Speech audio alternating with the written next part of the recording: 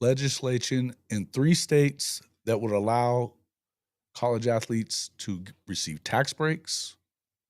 One of these states is not Oklahoma. Better get to work, Governor Stitt.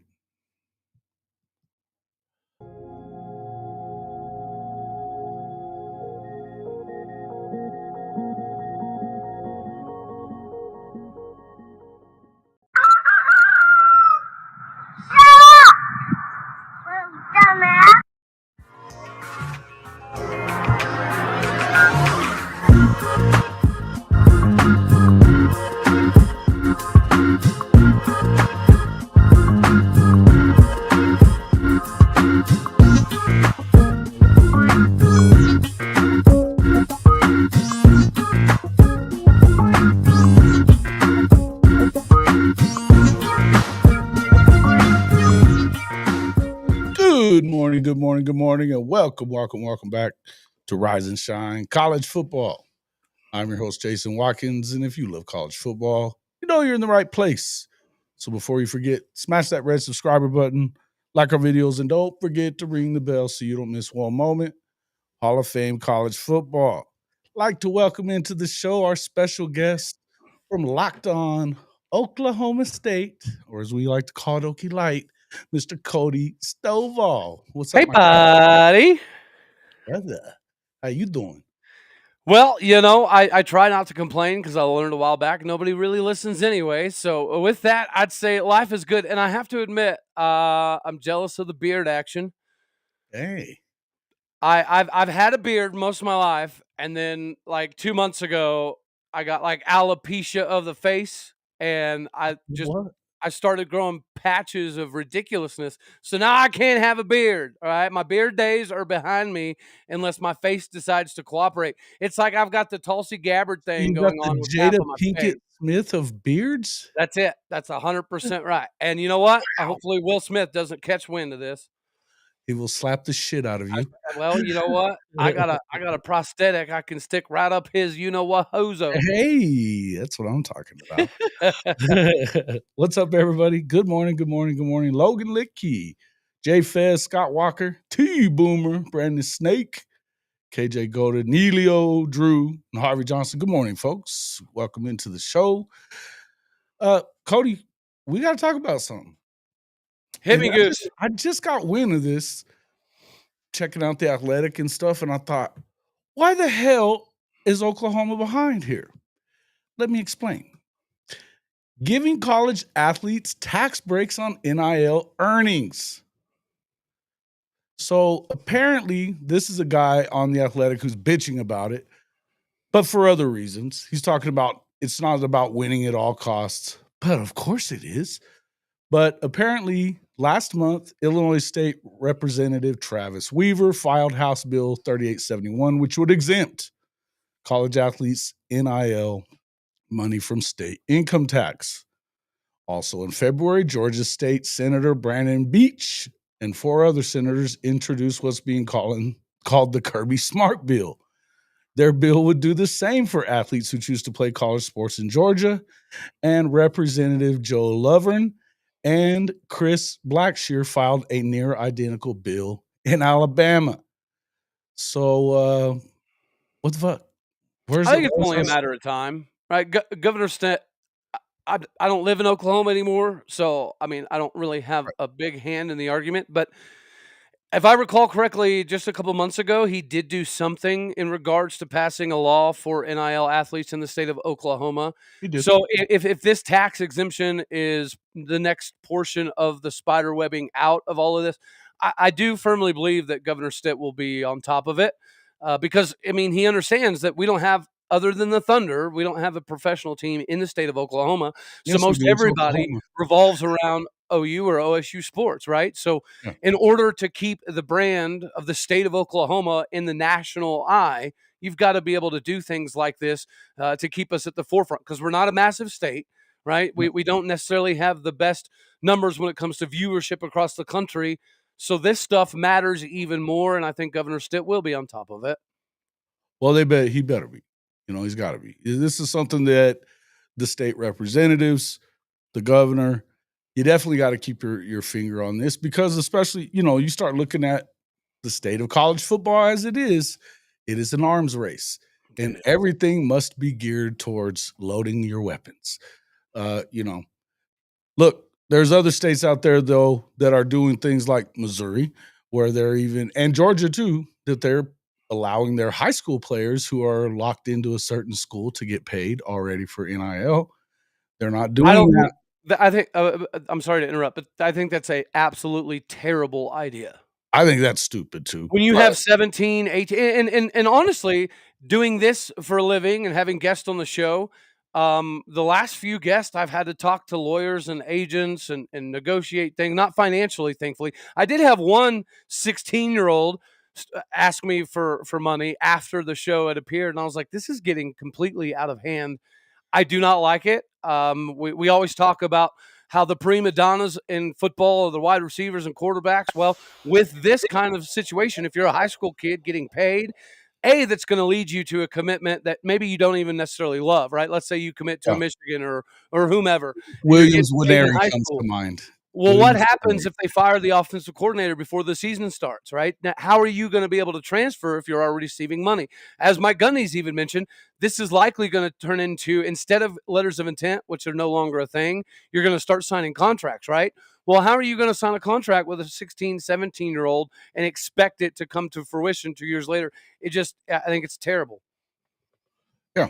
Yeah, listen, I'm not a fan of that part of it, but I do wanna make sure that we're doing things and keeping up with the Joneses if nothing else. You can't Right. afford to have this, be you can't afford to have something like this where, look, they're allowing that could be a huge deal when it comes to certain things. I mean, if you think about certain contracts in the NBA, NFL, you know, that'll let Texas, California, or no, Texas and Florida versus California, where you wanna be.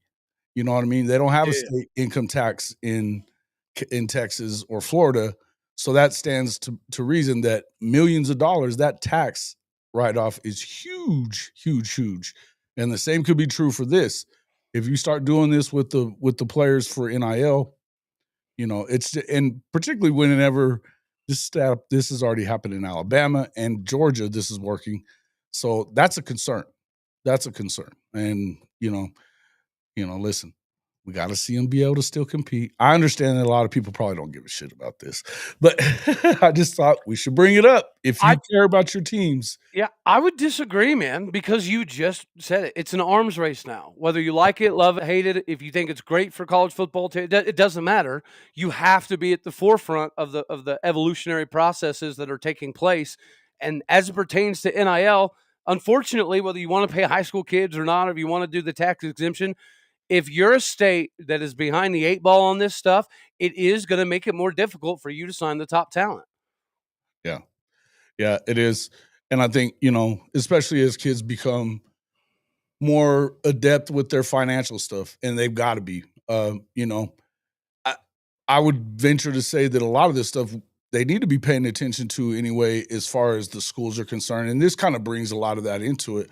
We've talked about who's gonna be the first kid to get in trouble for tax evasion, things like that. This is stuff that the schools need to make sure that they are providing some kind of, education when it comes to financial stuff. I mean, it's just I think it's important that they do it at an earlier age even than that. But when you start paying these kids large sums of money and they forget to pay Uncle Sam, no good. You know what I mean? No good.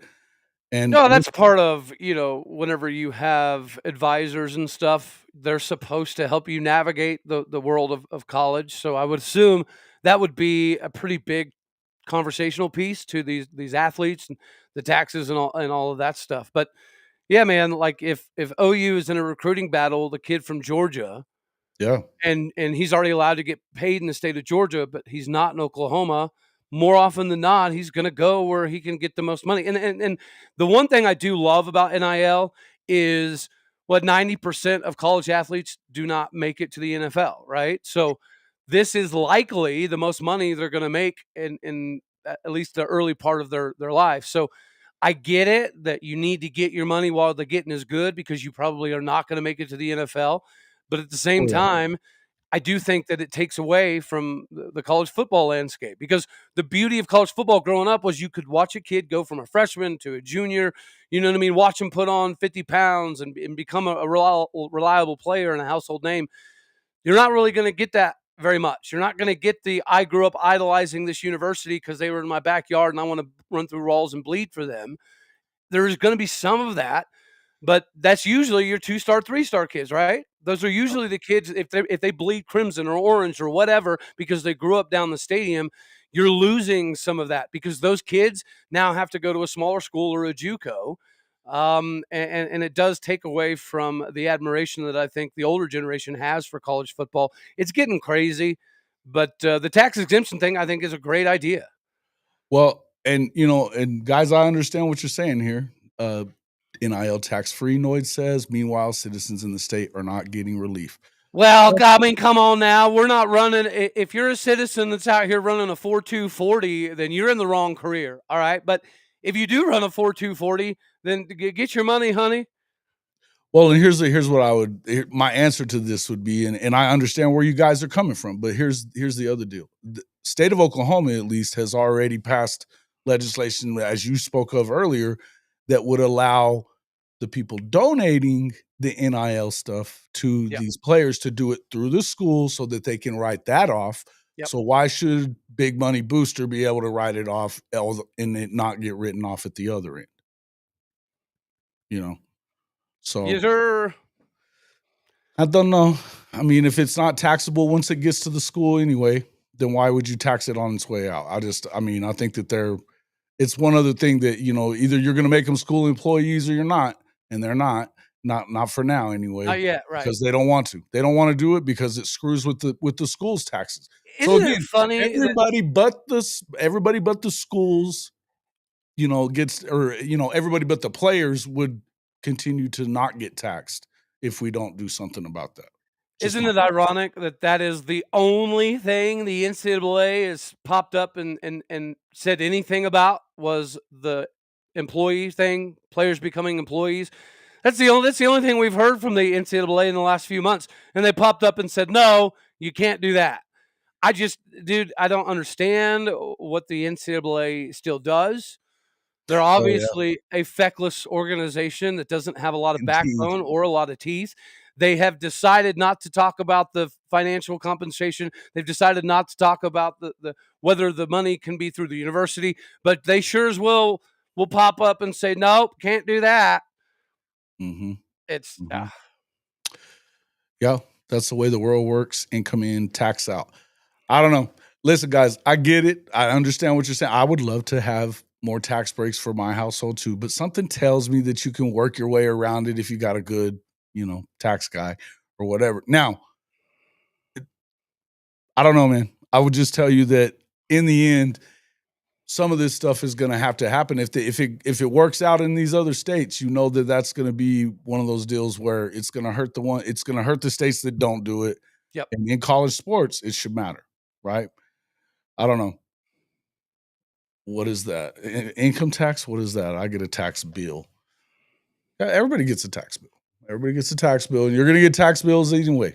You're going to get tax bills anyway. Well, you know what? You mentioned it earlier. If you want a big tax break, just write a massive check to your university, and there you go. There you go. There it is.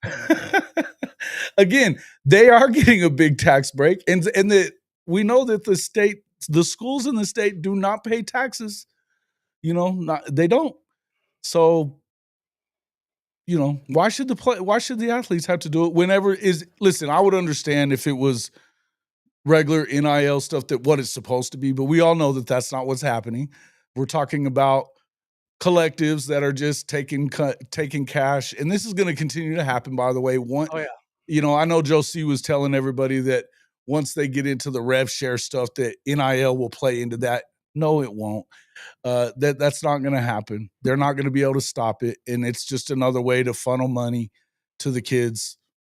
However you want to call it that. I just that's what's going to happen, because they've already said at every court level that there's nothing you can do to limit the amount of money that you can give them, right? So yeah, Hey, listen, guys, I sure didn't mean to get everybody all stirred up this morning, not in this way. Well, dude, I'm gonna say something. I don't think it's controversial, but when it comes to tax breaks and write-offs and things of that nature, unfortunately, that doesn't really apply to us normal folks. Yeah, No, that typically never. applies to people who have enough money where they can move money one place, move it another place, get a tax write off, write it off into a corporation and get. They just People with bukus of dollar bills. They have creative ways to move money around, so they're always in the green. We just don't have the capability to do that. I don't know about you, but Right, me personally, what am I going to move around? A couple $1,000s here and there. That ain't going to do much. But the right. people that have hundreds of thousands of dollars, they're going to be fine, and they have creative ways to get different tax breaks. It just, unfortunately, it is what it is. Well, and sooner in Texas, I mean, we're talking about state income tax, which if you're really in Texas, you don't pay it. You don't pay it. So there's a lot of states that do not have a state income tax.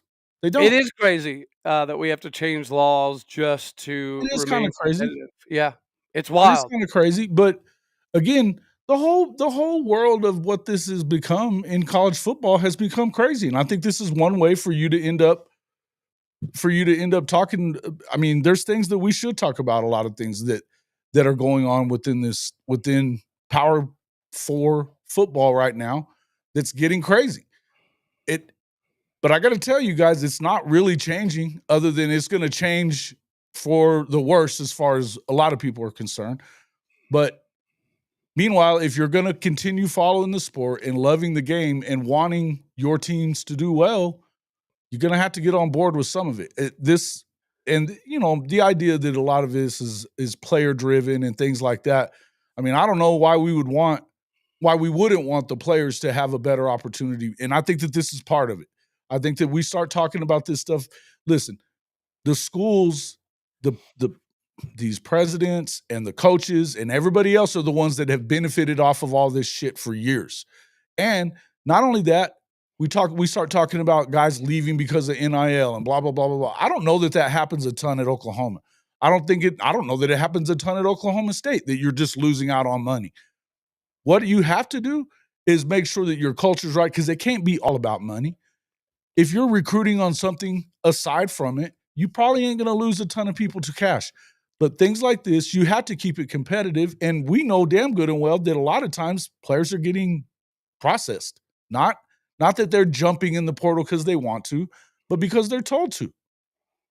Yeah, honestly, this 105 roster limit without having a lot of guardrails on it again. Go figure. The NCAA doesn't have guardrails on something once again, but because still to this day they have not, to my knowledge, been given a date on when you have to cut down to 105. Right? Some people think it's after spring, but some coaches think it's after fall. Some coaches think it's week one. We don't even know when we're supposed to get down to this 105 limit. But yeah, almost every university is going to have 125, 135 guys enroll in spring. And then come fall, you're going to have to shave 35 dudes. It just is what it is. And that is making things more difficult. I don't think that even has anything to do with NIL or the transfer portal. But yeah, as a university, you are now put in a position that you have to cut people that you don't want to. And again, I think it's a large portion of those 2-star, 3-star dudes that bleed crimson, that bleed orange. They may not have the same mystique as some of the higher rated guys. And I think Oklahoma State saw this firsthand. The negative ramifications of NIL is, yeah, we finally found a way to put some money together to get Ollie back and Nick back and Colin Oliver back and all of these individuals. And it didn't pan out. But I think you could make the argument that some of these dudes were literally just walking and jogging on the field live during the games, but they kept starting. Well, why is that? Why are you starting a linebacker that's not even trying to make any semblance of tackles? Well, it's because you paid the dude a couple hundred, $300,000. So the boosters that paid that money, they're like, "Hey, yo, I need my guy on the field, or I'm not going to give you $300,000 next year for anybody." Well, that you could say the same thing for Jackson Arnold playing a That's lot of so, the season. there you go. Okay, A lot yeah, of yeah, the yeah. season, Absolutely, that they makes had sense. their money in him. Absolutely. I think that I think that the writing was on the wall that he wasn't the best quarterback very early on in spring, and it continued to be on the wall throughout fall camp, and yet he started. He started those first 3 games or the first 4, Yeah, and yeah. then after 3 more games and part of another one, he was back in. And, look, we could get into that all day long. In the end, I think that you have to look at it in terms of how do you stay competitive? And in the end, I don't love it that a lot of times it is, you know, these are some of these hurdles that you're having to see us kind of jump through and all that kind of stuff to get the guys in there. But in the arms race, you got to get after it. Look, I I'm just myself. I don't want to lose a player to something like that whenever I think state income tax, yes, of course you do pay up in property taxes, insurance, things like I understand it. Yeah. I understand it. But in the end, this shouldn't be a whole lot different than what it's already going on anyway. The schools are not paying those taxes anyway. They're not for all that money that they got coming in, uh, for all these games. Think about it. Oklahoma ran on top. They have not had a deficit yet in a long time. Oh, I think it was 2.5 million over what they spent. And that was before they got the big money. And that's all starting this year. You know what I mean? And so it's just it's gonna continue to be that way. It's gonna continue to be that way. Hey, So I got a question for you. I got 2 questions for you, if you don't mind me derailing this thing a little bit here. yeah, nah, shit. It sounds like nobody cares about this. So Number 1 is, did you guys raise all of your ticket prices and your parking prices and your tailgate prices? Did y'all raise your prices astronomically this year? this past year, no. No, no, I'm saying As right far now as in the last coming up couple right months. now, Yeah, not that I've heard of, but I okay. do. I know it's coming. You know it's coming. Well, You it's know, it's happening in Stillwater. It already has, and it's actually really sad because we just had a 3-win season. We had our worst conference year since 1994, and for whatever reason, our university is like, "Hey guys, I know last season sucked, but let's pay 30 to 50% more on everything." Now, ticket prices only went up like 20, 25-ish percent. Where they got everybody is parking went up thousands of dollars, the posse, the donations, the membership level that it's you have. already shit way up there, man. Dude, Yeah. what are we doing? Like, and I've said this. Obviously, I'm getting hyped up about this deal. If you would have said this after the Big 12 championship game against Texas, after a 10-win season, after you bring back the Ollies and the Knicks and the Collins, if you'd have said then, all right, guys, we got to remain competitive. We're going to up the prices of everything. I think a lot of us would have bought it. They'd be like, you know what? We just won 10 games. We played Texas for the Big 12 title. We got Ollie Gordon back, blah, blah, blah, blah, blah, blah, blah, but not after a 3-win season. This is absolutely preposterous. And I do think the biggest limitation that Oklahoma State has is that we've got a bunch of funny business going on with the president and the Board of Regents and the donors. And Governor Stitt, either he's got a hand in this or he's got buddies that have a hand in this. This whole thing at Oklahoma State has gotten really crazy. Yeah, listen, I would say, see, somebody said Brandon Snake said my season tickets stay the same price. But didn't they go up last year though? It seems like when they entered the SEC that those tickets went up. I Correct me hate if I'm wrong, Brandon, but I it hate that seems like that's what happened. Oklahoma State representatives are coming out and saying everybody needs to calm down. Tickets only went up 20, 25%, but they're not talking about all of the other stuff, the posse, the Right, right, club right. member, the parking, the tailgating. Like it's just we're pricing ourselves They're charging like we're people a to top 10 tailgate? team. They're charging people to tailgate? Yeah. The rental spots Oh, have well, gone yeah, up. that makes sense. Okay. Not like individually, Right, right. No, I was like, "Shit." Yeah, So, I don't even know how you'd police that. I don't either, but and, like, it's a little different. The tailgating is a little different, you know, it feels like you're in Oklahoma. I don't remember what they do in Stillwater, but as far as, like, because it's all right over it's on the school property. Yeah. It feels like they do a lot of tailgating away in some of these other SEC towns, you know what I mean? Or Oh, not off exactly. campus? Yeah, off campus but Oh, nearby or whatever, but you have people that own these big lots and you can start tailgating gotcha, early in the week and gotcha. kinda depends on where you're at, I guess, but yeah, I don't know. As far as, like, whatever, I don't know though, I'm not sure. It feels like they went up last year though on the ticket prices, right? You've paid around $12.50 for the last 3 years, so it didn't go up on you? Huh. That's awesome. Okay. Well, that's cool, but I wouldn't be surprised if it does at some point, right? For 2 tickets. Okay, well, that's actually not too bad for 2 tickets. Wow. That's really good for 2 tickets. My other question is, and I'm ready to see the comments go crazy. With the ACC having their litigation essentially done, and we've had several shows about how the ACC is going to fall apart in the next few years. This seems like just proof of that becoming a thing. So the next round of realignment, instead of just simply adding teams, I think Mhm. it would be very intelligent for conferences to start dropping teams, right? And Yeah, if that were the case, would OU fans like to be back in the Big 12 because that's been uh-huh. a Here we thing go. that's been popping up? Not because, like, No. you're not competitive in the SEC or anything. I'm just saying in general, if OU fans could look back, would they have still made this jump? Yeah. Okay, Yeah, I think when you look at the differences in the pay, because that's what it's about really, and gotcha. you are stuck to Texas at the hip because of the Red River, right? Roger. They Yeah, wanna yeah, make yeah. sure that happens. The one thing I would tell you that I hate the most about all of this shit is killing off a lot of rivalry games. Yeah, Yes. and I got really pissed off last week whenever I heard what Matt Rule was saying about why the hell would I do that? Yeah. Why the hell would Yep. I go up against take on Oklahoma? And I got rid of the Tennessee game because we don't wanna do it. We already play a tough enough schedule in the Big Ten, which is bullshit. It is Uh, bullshit. You have 7 built-in wins in that conference. Get the hell come out on, of man. here. If you're worth a shit, yeah, and that's the truth is not enough of them are worth a shit, and Nebraska is one of them. So, Yeah. but, eh, I don't know, man. I just understand that to me, no, I think that Oklahoma, and if you really feel like that you're wanting to compete for a national championship, the best place to do that is in the SEC. Now, you have to win in the SEC to do Yeah, yeah, that. yeah. You've got to be one of the top 3 or 4 teams, Right. which is tougher to do, but I think it also preps you for being that. Oklahoma, I feel like, and here's where I'm at on that. Well, I OU think is the SEC always hates you guys because your schedule is well, they ridiculous.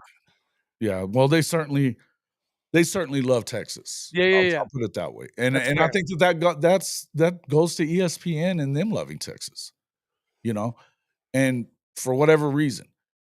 Look, yeah, they've got arguably the easiest schedule in Oh, the yeah. SEC. Oklahoma's got the hardest one in the country. I agree. So, I saw that graphic come out, and of course, some Oklahoma State fans were like, "Oh, look at OU." I was like, "That's actually right, though. Look at that schedule. oh, That bro, is absolutely you got preposterous one of your that OU non-con has games that schedule." is Michigan. Now you get them at home, thankfully, and I think that they may still be a year or so away. But what if that quarterback comes in and is all of that in a bag of chips? Right. You know, what if he's that immediately? I don't know. It happens. It happened. Caleb Williams was that guy right now. You know what I mean? He was. So to me, I don't know, man. To me, I feel like, but getting back to what you were asking, okay, yeah, to me, I know Oklahoma fans are happy with that. I saw that. I was going to bring that up anyway, too. That Locked On Big 12 is saying that there is these discussions about looking for ways. I think that's all bullshit. I haven't watched it. I don't know what Drake's talking about, but I have a feeling it's bullshit. Like a lot of the stuff that he puts out. It just, I don't know. I don't know. I would just say this: In Oklahoma, regards to what? that Oklahoma's exploring ways to go back to the Big 12. Oh, okay, okay, okay, okay. Yeah, I think and I don't know if that's just where his headline was headed and it was clickbait or what, but whatever that rumor is, that's BS. That's BS. Well, One year of having going 6-6, and you you could have easily won 2 or 3 more games if certain things didn't happen the way that they did. I mean, they were competitive in all of them, and without an offense period. I don't think that most Oklahoma fans are looking at this as, "Oh my god, we can never win in this league. It's never gonna happen. We just became Nebraska of the freaking SEC." I know that well, that's no, the I narrative think people want to throw around out there, but that's not what people truly believe at Oklahoma. I don't So think it was. I don't know. I think you're somewhat misconstruing what he was I getting don't know what at. he was saying. I Yeah. think, his broad scheme of the conversation, to my knowledge, is predicated upon if conferences start dropping teams to add teams, or if we get to that super conference style of conversation, would they go back to 2 divisions geographically or something to that effect? Well, I think that that's a possibility, but that's not what he was that's not what the thumbnail said. I'm telling Okay. you, I didn't watch it. So I that's I didn't either. yeah, Okay. so I didn't watch it. So I would just tell you that whatever he's saying, the thumbnail made it sound like they're looking to go, Gotcha. and not just the thumbnail, but also the headline made it look like Oklahoma it was exploring ways to leave the SEC. Oh, yeah, So no, I don't think that at all, they're but not. I do think it would be an interesting I think it would be an interesting conversation. Look, I think that what you just said though, it's not that. I think here's what if we end up going to 2 major conferences and say Right. it's 70 schools, whatever it is, Yeah, yeah, yeah. 65, 70 schools, whatever they go with, which is about half, of FBS. And I think that theoretically, that's probably about right. But then that's gonna encompass basically all the Power 4 schools, I don't right? think they go 70. My fear is they cut it at, like, 45, 50. See, that's stupid if they do that though, because then you're cutting more than half of the fucking country off. You can't do that. You Well, cannot do and, that. like, let's be real. If it's 65 teams, most of the Big 12 is in. If it's 50 teams, there might only be 4 Big 12 teams that make that cut. Yeah, yeah. Well, if it's 50 teams, yeah, no, you're only gonna have a few. And I would, you could argue this all day and all, if you wanted to, but the truth is, how many forget about how many are supposed to win. But here's what I would tell you is if we're bringing up access right now, I don't know that that's where they're headed. But I'm going to say what I said last week when we talked the last time, and what I wrote in my column is the more of the country you cut out of this thing, whether you can or you whatever, it doesn't matter that you Right. can, you can't do it because this golden goose is going to quit laying eggs if half the country or 3/4 of the country is not represented in the same deal. Oh, Why yeah. in the shit would somebody in Manhattan, Kansas give a flying fuck about the SEC and the Big Ten if they're not a part of it and they Correct. can't go and compete for a national championship if they Yep. win their conference? Well, They're not. and I actually I can't believe I'm saying this, but I gotta give kudos to ESPN because whenever the SEC was Yep. floating around changing some of the playoff stuff and the guaranteed buys or bids and all that, Yep.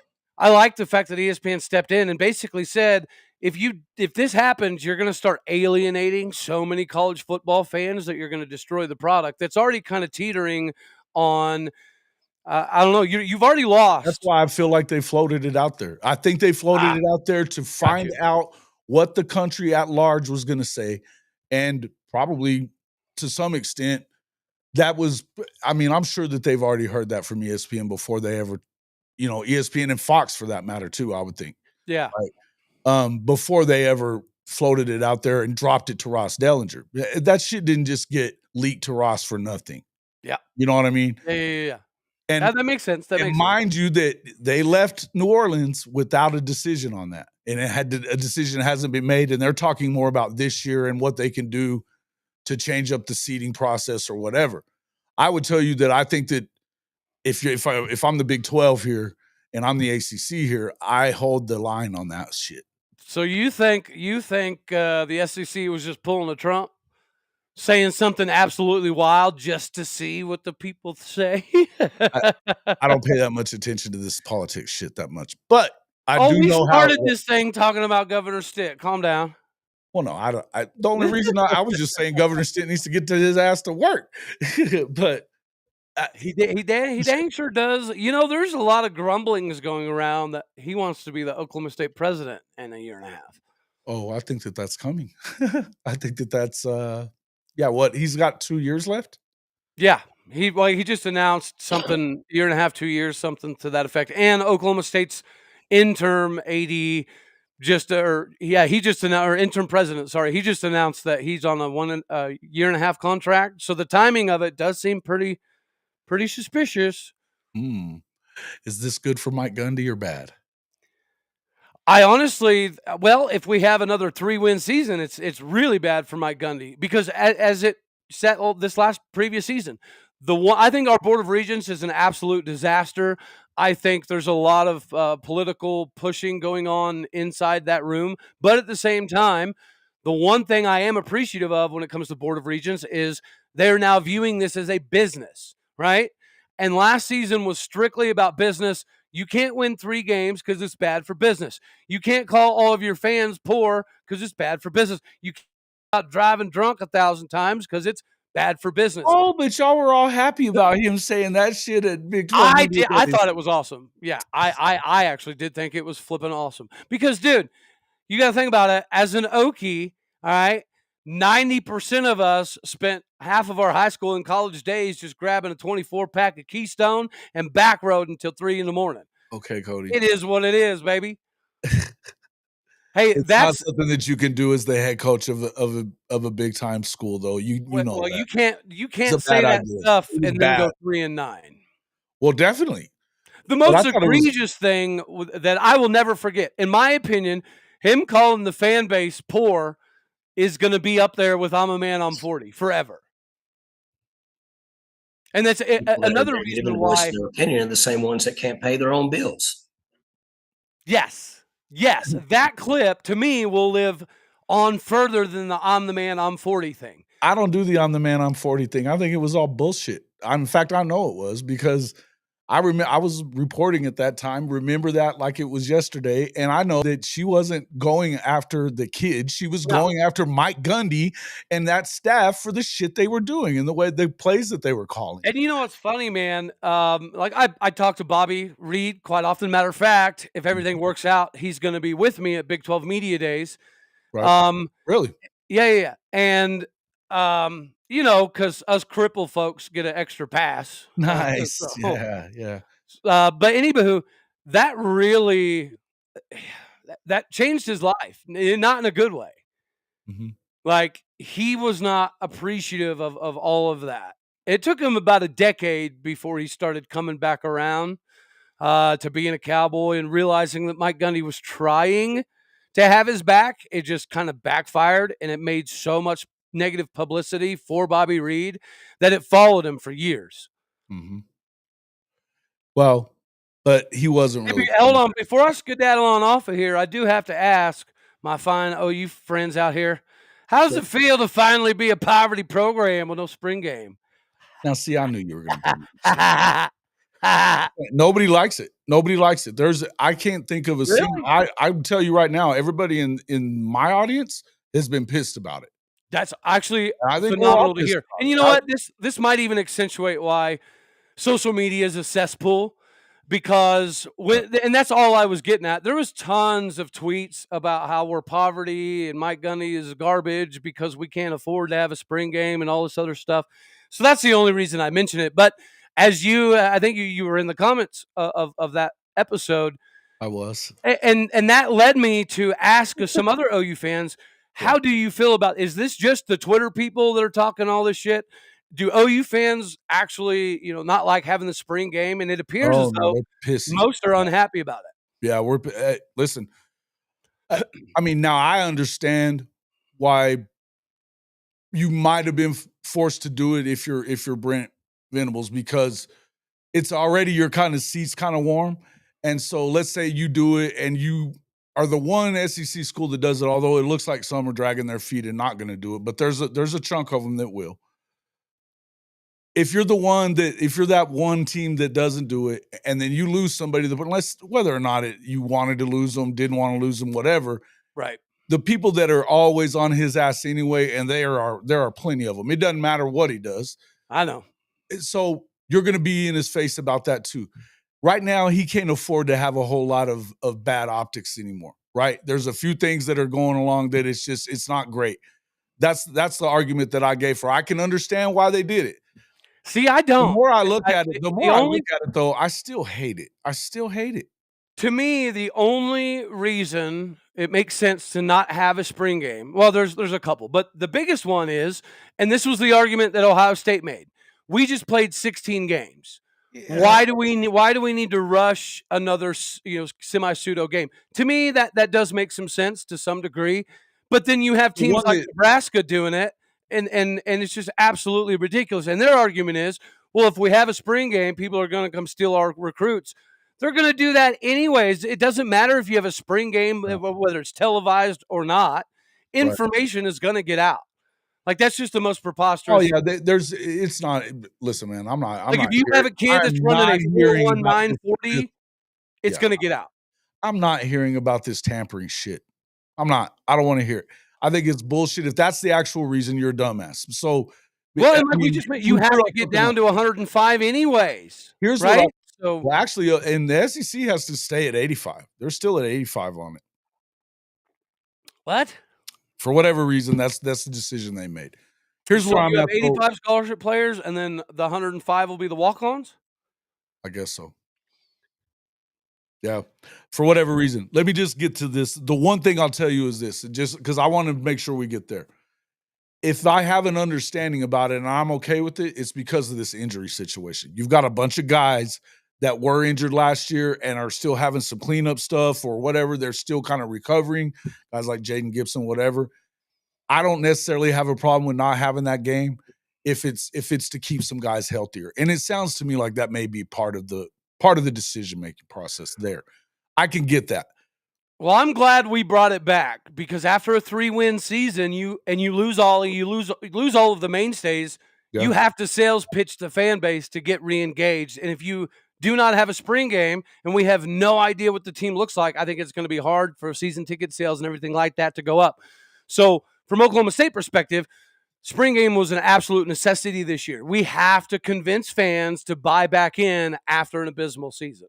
I would agree. I think if you're Mike Gundy, you need to be kissing the fans' asses to get them back because of everything that went down, the shit you were talking all year, and then to go 0-9 in the conference without Oklahoma or Texas in it. That's not okay. Yep, it's not okay. So, well, hey, man, do you have anything else for me for us skedaddling off of here? No, man. No, I think we can get to more stuff here later on. But I do feel like things are definitely moving in that direction. I definitely wanted to bring you in to ask you what you thought about that because I figured you would have a similar hope that they're gonna being the fact that it's an arms race and we want to continue competing.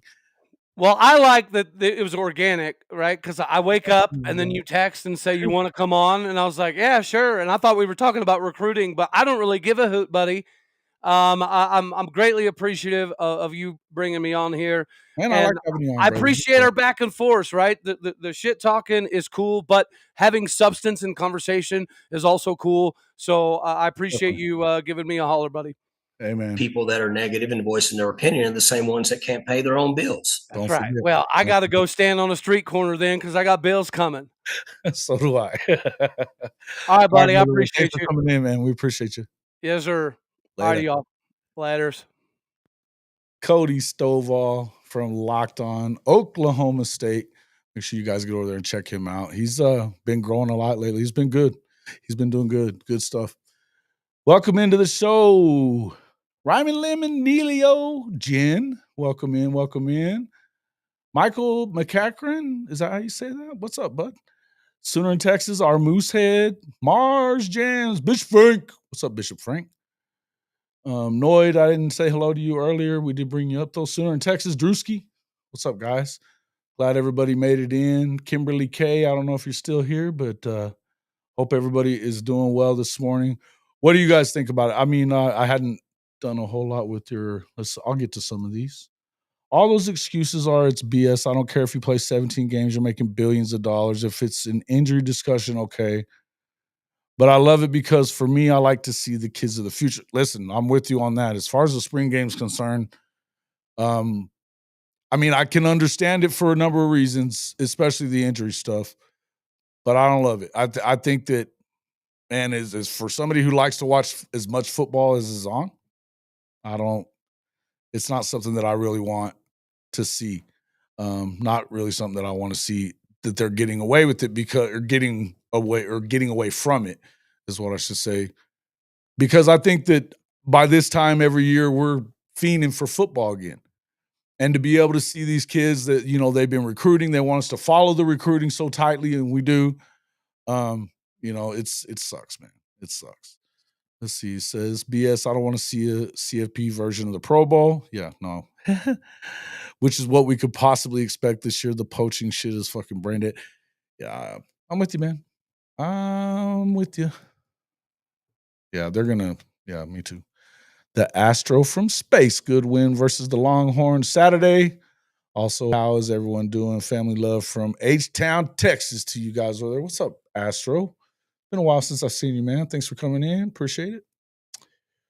Make sure you guys hit that like button. Let's see. We've got so far, take a look here. How many likes we got? We got to get some more likes on these channels. We've been doing more on Twitter, but today I wasn't able to put it on Twitter, so I don't know exactly what's going on. Something's up with, I think it's just something up with Twitter. Okay, so we've had 27 likes. We've had over 150 views. That's 10%, but come on now. Come on now. Don't NFL my college football, and don't Cali my Texas. Okay, I got you. Yeah, you don't want to do that for sure. I understand that part. Yeah, as far as the state taxes and stuff like that are concerned. Look, I think that part of it, and that's what we started with. I think that you kind of need to do that, right? I think that if you're going to get any of them doing it, you better all do it if you want to compete, because that will be the next little thing. That first tax bill they get, and it's going to be a big, nice, fat extra part of that check. Something you better do. Something you better do.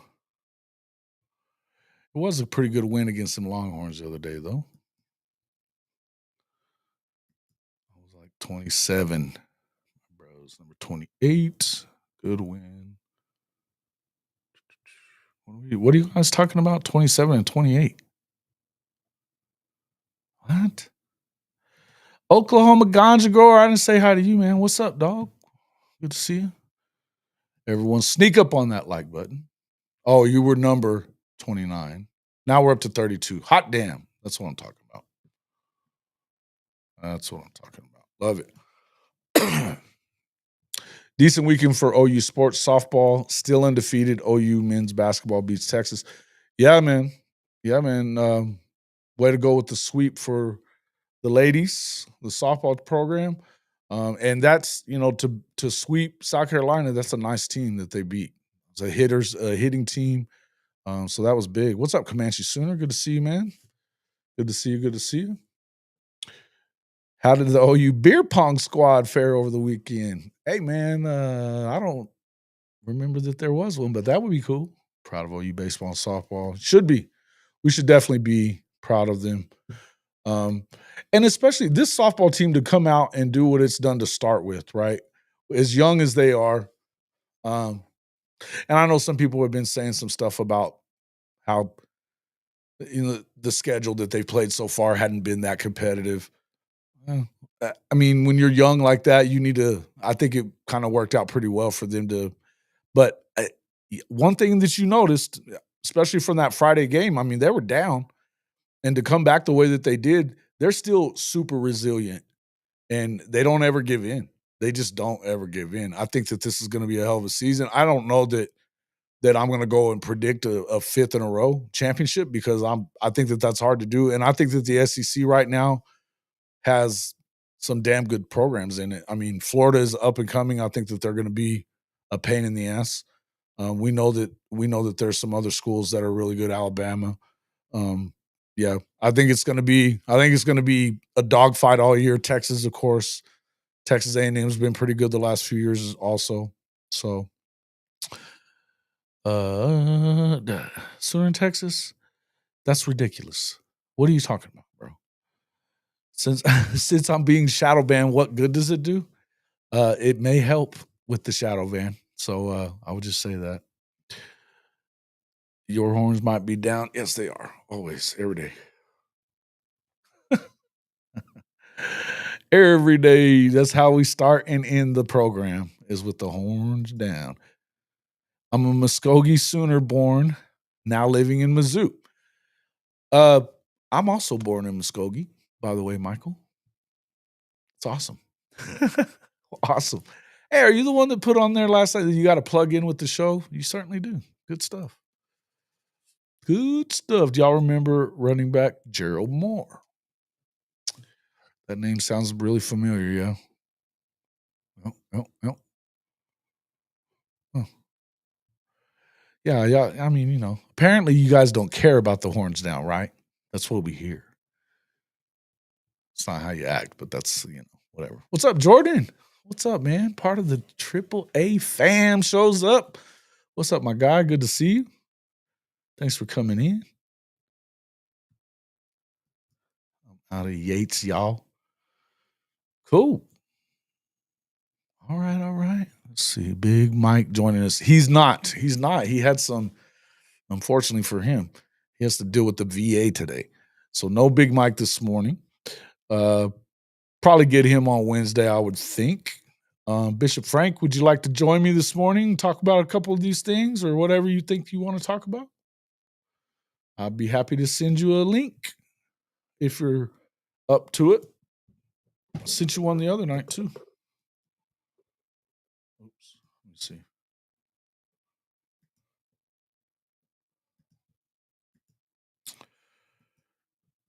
Marcus Dent will be in Norman. He is on his way there now, as a matter of fact. So he's not going to be on either. But it was good having Cody on, man. It was good having Cody on and talking about some of that stuff. The link is in your text messages, man. Come on in.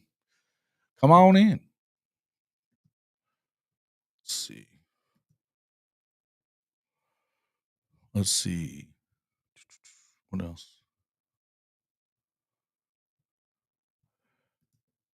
You missed last night. Bishop was streaming from the bathroom looking like a complete Mac.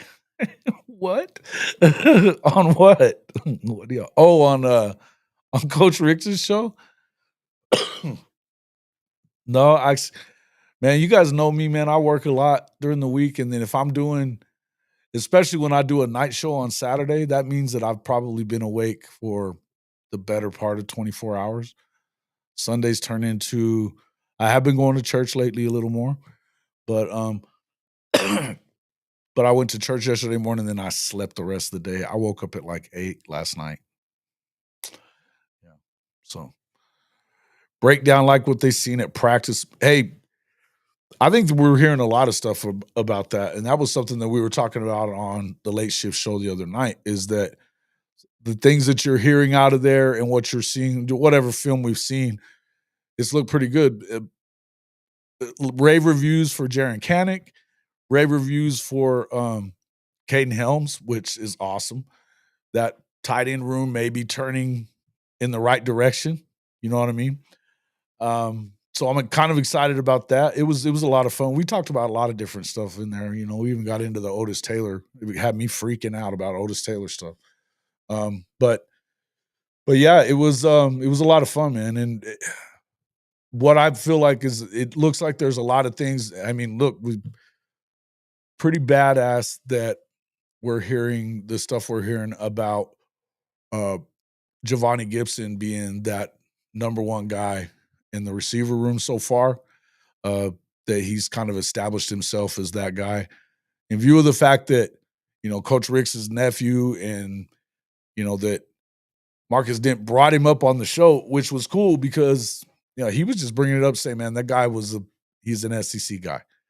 And so for them to hear that and pay attention to that and then go look at him and get him to Norman and him be kicking ass, that's pretty cool, man. It really is pretty cool. So excited about that. Teddy loves Gibson. Yeah, listen, man. What's not to love? And yeah, I think he is him. He is him. And Gabe was talking about it watching his film, that, for him, the way that he gets in and out of cuts and things like that, for as big as he is and as fast as he is, that, there's not, he's just really good, man. He's really good. Smooth in and out of those breaks. he goes after footballs with, reckless abandon. He's definitely going to win most of those 50-50 type balls. He's good sized, lots of speed and hungry, which is huge, big deal. Hey, man, looky here. The Bishop Frank is in the house. Welcome into the show, sir. What's up, man? Hey, good morning. Good morning. Big salute. Big salute. What's up, bro? Hey, what's up? What's up, man? How you been? Man, I can't complain. It's a brand new day, and we got to see a little bit of the Sooners. Mhm. Got us fiending, though. Man, I'm telling you, it feels like this is gonna be tough. That's why everybody's so pissed off about the no spring game stuff is because of the fact that Yeah, it's used to that's your, kind of your halfway point. You're like, okay, we're gonna have it's not really halfway, but okay, it's a good little time where you get a little reprieve and get to watch some and all that. And now yeah, yeah, although I don't know whatever it is that they're gonna do, but if you go to it or whatever, I think that the one cool thing about it is I think that if you can get families with their kids and stuff and they can get closer to the Sooners, that's kind of cool. But I hope that this is not a permanent decision. Maybe they go back to it later. I don't know. But yeah, listen, this is what it is. We were just talking yeah. about all the rave reviews about what's been going on in spring practice though so far. And of course about Giovanni Gibson doing his thing. I know you were on with Coach Ricks last night. What did he say about that? He was just, we showed that one play that I passed to y'all where John Mateer, it was like easily 30 to 40-yard bomb, but Mhm. the defensive cornerback was on Giovanni, and it was a straight dime. Yeah. Perfect defense and a straight dime. Yeah. And he went up and got it. And I mean, obviously Yeah, broke into the end zone with it too. It's pretty awesome stuff, man. yeah. Pretty awesome stuff. Which tells you that sometimes people don't understand or see the diamonds in the rough, but believe it, our staff is on point. They do their evaluations. I agree. And that's what I was just saying before you came in. That's what I love about this the most is that Marcus Dent obviously on the show talking about it that day, and then we didn't even realize that it was Coach Rick's nephew at that point. You know what I Yeah, mean? So, yeah, and he brought it up in the comments. He's like, "Y'all are talking about my nephew," and I was just like, "What?" But I didn't know who it yeah. was, and that just listen for people that pay attention to players. You know what I mean? And like, Uh, about this from what couple years ago when I got started talking about, and it still bothers me to this day that my guy down in San Antonio didn't get an opportunity. Darian deserved an opportunity at a Division I school, and he didn't get it because he flew under the radar. And even though he had the most ridiculous season you could have in 6A football, you know, in Texas, 20 touchdowns, 20 games, he had a 20 reception game. He was dominant, and yeah, just didn't get the opportunity that I felt like he should have got, and it sucks. And that you hear about it so often that these guys don't. A lot of these kids deserve that opportunity, and so for a kid like Giovanni to fight through it, whatever it was, the trouble that he got into or, whatever right. in high school, he battled through it, went to 2 lower level schools to find a way, to the next level, and, good for him, man, and he's making good on it, so he's making Oklahoma look good for making that decision so far, so hopefully it continues to go on, but, Definitely. Kimberly K, that's awesome, man. Congratulations to your daughter. Congratulations to you, mom, for Yes. her gonna be graduating from the Price Business College at OU. She's already got all her stuff hanging in the closet. I love it. Good stuff. Good But stuff. yeah, um, after watching the show last night, uh, where what's his name was at the practice, even though he's a defensive person, that's the first thing that he said. We got a dog at wide receiver, and Giovanni was it. It just makes you say we already got plenty of dogs. but that just proves that hey, it could be a possible awesome season if we put it all together. Yeah. Oops, I don't know what I just did that for. I was looking for. They're saying they're getting a little feedback from you. Okay, See if it's coming from it. I It's not just muted. this time. Okay. Um, that's how we do it. Yeah, that's how you do it. Hey man, I'm excited about all that. I'm excited about it. I mean, listen, and it's good to I think there are a lot of those guys, and I mean, you know, we hadn't really talked a whole lot, but Ivan Carry-On coming on the way he did in the bowl game, I think that he's another guy that is due for a breakout. I think both of the Zions are guys that you could see a lot from. We're hearing the stuff we're hearing about, like Manny Choice, whew, dude. That guy's a monster too. At 6'4", 230 or whatever he is already, and running the speed that he is. There's a freshman that might get into it. We keep hearing that Elijah Thomas is that dude. And I think some of these young cornerbacks have shown that they might be ready to go. You know what I mean? And thankfully for that, look, I really, really hope that we get something from Gentry Williams this year, because he deserves it for everything that's gone on. But I do think um, that if we just have, you know, just having a competent offensive scheme and play calling is going to be fantastic. Got a quarterback that's going to be damn good, a backup quarterback if you need him, that I believe is going to be damn good and ready to go no matter when it is. You know what I mean? So pretty awesome stuff, man. Taylor Heim was also mentioned. Taylor Heim, the walk-on from last year? Really? What position is he playing? Actually, I hadn't gotten a chance to see that They yet. they got him. Is he playing What you receiver call? also? Yeah, they with the he's with the special linebacker. Oh, I forgot its name, Oh, okay. What's up with Jacoby? Man, but Jacoby's a hell of an athlete. I think yeah, he's about ready to eat too. He's about ready to eat also. yeah. She's graduating 1 year early, so freaking proud, especially knowing the sacrifice of homeschooling my kids all the way up to the university. Seeing the fruit. Awesome. Big You know, that salute. is awesome. That is awesome, and that's quite the sacrifice that you had to make too to do that.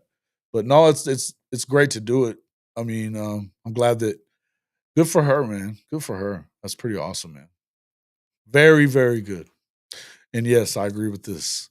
Her graduation is testament to raising her right to value that education. Good work. It's there's less of that value out there these days, so I'm glad too. That's awesome stuff. Put your twin daughters and son through K-State in the past 5 years. Woo! Yeah, you should throw yourself a party there. Yeah, throw yourself a major party. Some loot, bro. That's some loot. Good stuff, man. The twin daughters. Boy, poor bastard. Two of them. Two daughters. Woo! That's tough, man. That's tough. Okay. What is Shorty saying? Shawty. He said a couple things earlier, but I think it was about and I didn't get to him. My bad, Shawty, if you're still around. I think we were talking. That was when we were talking about this whole. And I guess I'd ask you what you think about that. Did you see what I was doing? What I brought up with Cody about that you have the state of Georgia, Alabama, and Illinois that are looking to get tax breaks for NIL for athletes. I think that's something you better be doing everywhere Yeah, if they're I going to just do gonna that. say that would be go a long way. Yeah, Yeah. yeah, At some point, it's going to be what it is, because it's an arms race, and it is what it is. But man, let's see, where is Shawty stuff that he was saying? I know the one thing he was talking about that they missed on the developing, which talent evaluating, you paid for the yeah, guy but didn't pan out. Now we know that there wasn't much much development going on, and how yeah, much money elites have been keeping for themselves as far as like, look, yeah.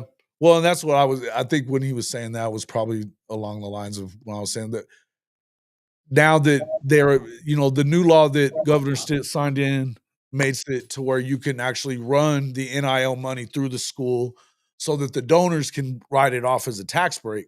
So the school gets a tax break, the donors get the tax break, but the players don't. I mean, for people that don't like it. But I definitely understand that people that are like, hey man, where's my tax break? You know what I mean? I get it.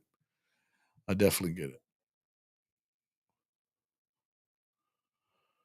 Leo is broke as hell. Yeah.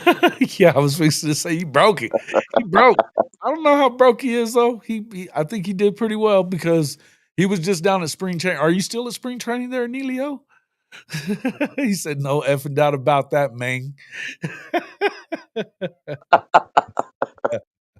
He was in here on one the other night with that main stuff. Love it. Love it. Love it. Happy my girl got a full ride after I paid the first year. That's good. That's good. Because it's an expensive year. It's an expensive year. I was glad the military paid for my stuff, most of it. Most of it, anyway. I got a question for you, Jason. What's up? How does one fan base promote for this new Sooner deal that they're doing Which thing? What are you talking about? in place of the spring game? I don't know. I mean, I don't know. I think the only thing it's like I said, I think the positive end of it would be for the kids, that Right, you got autograph sessions, things like that, right. where they can get a little closer. I think that our program kind of does that stuff anyway, a lot of that stuff anyway, but I don't know. I don't think that there's a lot that you can say. I mean, look, do I understand what they're doing? Yes. And as far as the injuries and stuff are concerned, like right now, I don't think that you can underestimate the fact of what that Brent Venables brought it up that he's gonna have to back off of him a little bit as far as like how much he's working them and how hard he's working them and the hitting and stuff. I think that means that it's been brought to his attention that there's a problem. And it's we talked about it earlier on in the summer and when we were talking, or earlier on in the off season, I should say, not the summer.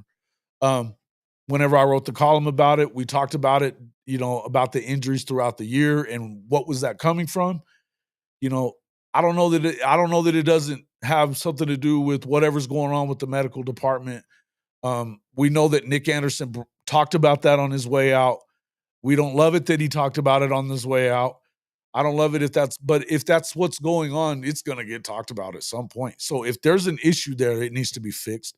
If the issue is with what's going on with, that there's too much hitting going on in practice, that there's too much practice time, then that needs to be fixed too. The data is out there. You have the ability to know how much rest they're getting, how and what recovery they need and stuff. The data's there. They have the ability to put those monitors on, and they know. So if you're not paying attention to the data at this point, then that's a you problem. Period. That is a you problem for the coaching staff and everybody Absolutely. else. So Mm. I do think that think that it's not just that though. I think that some of it may be what we talked about with Nick. Look, I know that he ended up having to go get an MRI somewhere else. That's not good. You know, it is what it is. So to me, I'm very much hoping that is getting itself unscrewed. Because it needs to be unscrewed. Period. Definitely. No injuries, except will it though? I mean, I guess so. And thanks for the super chat there, Coach Ricks. No injuries that day, I guess, in that game, but they're going to have scrimmages at the end of every week, just like they always do. It's just we're itching. Yeah, yeah. Okay. Here's one thing I'll say to you, T Boomer, on that. When it comes to Nick, he had a torn quad. I don't know that you come back from that. We know that it was a torn quad. So we can say that he was being a bit of a diva. I don't mind that if you say that. But I don't think that that's what ended up making him not play the rest of the year. Some of the other players, you can say what you want and whatever, but I don't know that he did. I don't know that he did. Yeah. Anyway, we don't have to talk a ton about that. My feelings are that I think it's turning around though. I do. I think that you're starting to see the fruits of the labors of this recruiting and what they've done out on the recruiting trail. I think it could only get better with a guy like Jim Nagy out there identifying talent as well, helping to kind of keep all that together. And he's going to have a team of guys that are going to do it as well. They're definitely taking that on. So the hope is, listen, it could have been something that he felt like, hey, yeah, screw that. Don't do the spring game because of the injury stuff or whatever. Maybe that's what it is. I don't know. To me, I feel like if the injuries are an issue, then and you're going to get some rest out of it, or they don't have to, whatever, take hits on that day even or whatever. I don't know. To me, it feels like because I don't think Brent would have just come out and say that because it wasn't prompted. You know what I mean? It wasn't prompted for him to talk about that really. So he did, and he brought it up that, he's going to have to take his foot off the gas a little bit. I hope so. You know what I mean? And us getting down to 105 plus the 9 that I think 9 or 11 that's injured. Do you think that played into their thought process to change up the spring game? Yeah, I do. I do think so. I do think so. I think that they've hinted around at it quite a bit, I think, and we've heard a lot of that coming from the guys that are, closer to the program that's talking to some of those guys or whatever. I do think that has something to do with it. But I also, like I said, I think that there's a multitude of reasons. I don't want to think about that it's because of poaching and concerns about poaching. I would understand it at least to some extent because of the fact that Brent can't afford to have a bad optic. And chances are you're going to lose a guy or two after the portal or after the spring anyway. So if it's because of the fact that supposedly somebody saw them during your spring game and then he does it, then you end up with more heat on him over nothing stuff. Like I said, it's not like they're going to tell everybody, and they don't tell anybody when they're processing guys. He did talk about having some uncomfortable conversations, things like that. He's brought that up a couple of times now.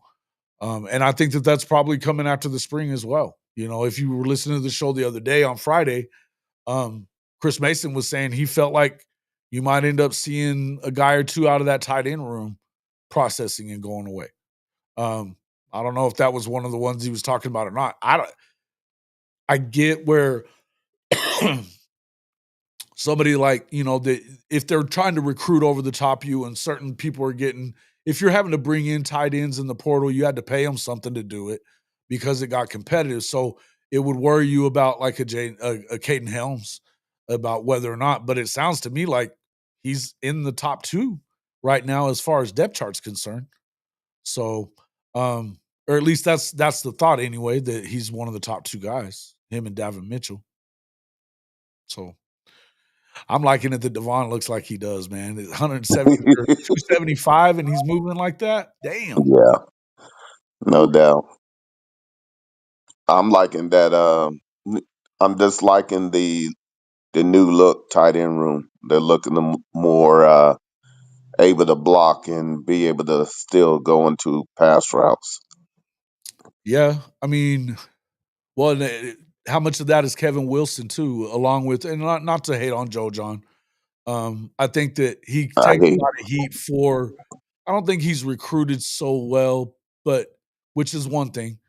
But I don't know that he doesn't know how to develop. But I do know that Kevin was a tight ends coach, and I mean he was responsible for Jermaine Gresham, and his and his the way he developed from everything you hear. So it's another positive about bringing him on board, right? Another positive about bringing him on board. No doubt. And not only that, I just think that the routability of Kanek. I think he's finding him a little spot on try to get more film. Yeah, you keep hearing about how soft his hands are. That dude was a touchdown machine, man, in high school. And I know that it's high school, but there's a lot of dudes that didn't score that are great at this level that didn't score that many damn touchdowns in high school. And he scored. He was a machine. So to me, he looks comfortable. I saw him catching that one with one hand, and it was with ease. I just think I'm excited about him. And I think that his size and his ability to hit and things like that, I think he'll do well at the H-back position and blocking too. I think that he could be a big addition there. I really do. I do. Yeah.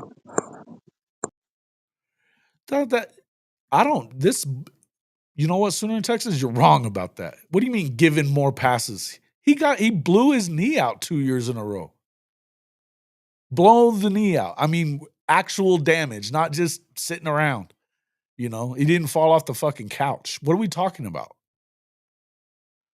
You need to make sure you know what you're talking about before you say shit like that. Come on. Well, Helm's Deep. Okay. Come on, man. You gotta stop with that shit. Hey, that wine kid at 6'6". Taylor Wine? Yeah, Oh, they've been he talking about him too. he is a welcome He's a big dude. surprise. He's a big dude, and he's another one of those guys that they weren't talking about until right before they went and fouled him. In fact, I'm pretty sure it was the football brainiac dudes that turned him on to him out of Tennessee because he wasn't highly recruited out of there. I think that at that point he was talking about. I think at that point he was maybe going to somewhere like I want to say like Troy or something like that. That he just hadn't gotten a lot of offers. He hadn't gotten an offer from Tennessee, anything like that, and he was a dog. But I know that the football brainiac dudes found him, and next thing you know, he's at Oklahoma. So exciting, and that came right after what's his name ended up at Texas, the Texas legacy dude or whatever. That was after that, so that had something. It was a good time to do it because you were kind of running out of time in that session for recruiting. Is he the one that also plays baseball as well? An injury like this, though, Sooner in Texas? No, he's not. No, that's you're talking about what's his name? The linebacker. You're talking about a linebacker, right? Yeah, He's the yeah. pitcher. He's the pitcher. I'm trying to remember his name. It's just I'll probably mix it up. That's on me. Sooner in Texas. Injuries, what you're talking. So it's his fault that he blew his fucking knee out? What? Injuries happen in football. What are we talking about? What are we talking about? Come on, man. I don't love it. I don't love it that you say shit like that, dude. That's not cool. That Yeah. kid deserves that.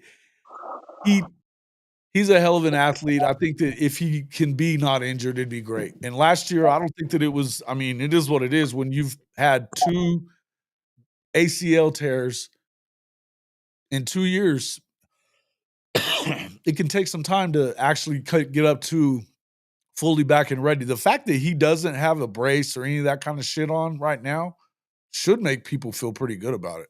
Absolutely. That's just my feelings, but Yeah.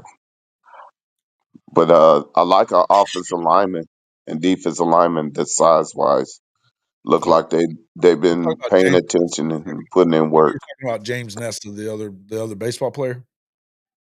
Yeah, James Nesta mix it up.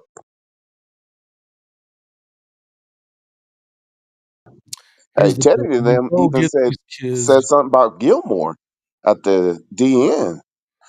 yeah, bro. Wyatt Gilmore's a bad dude. You talk about a dude with a nasty attitude, likes to hit people. Did you see his high school tape was him blowing dudes up a lot. When you go get these kids, you tell their parents you're gonna treat them like your own. So I don't care how many passes he gets, you don't give up on them. They're still kids, hurt or not. When it's an actual injury like a torn ACL, I don't know why you would blame a kid for that. I don't know why you would. And everything we know is that he went through the entirety of the rehab process twice. And it's hard as hell to go through the rehab process. Yeah, I straight commend Hard to him go through the because rehab process. his mental capacity and the players around him kept him up because it's tough to go twice. Well, Once I get it, but twice is fuck. a major deal to stay focused enough to stay Oh engaged. yeah. Well, you remember on their podcast, they had an awesome podcast, him and Nick, right?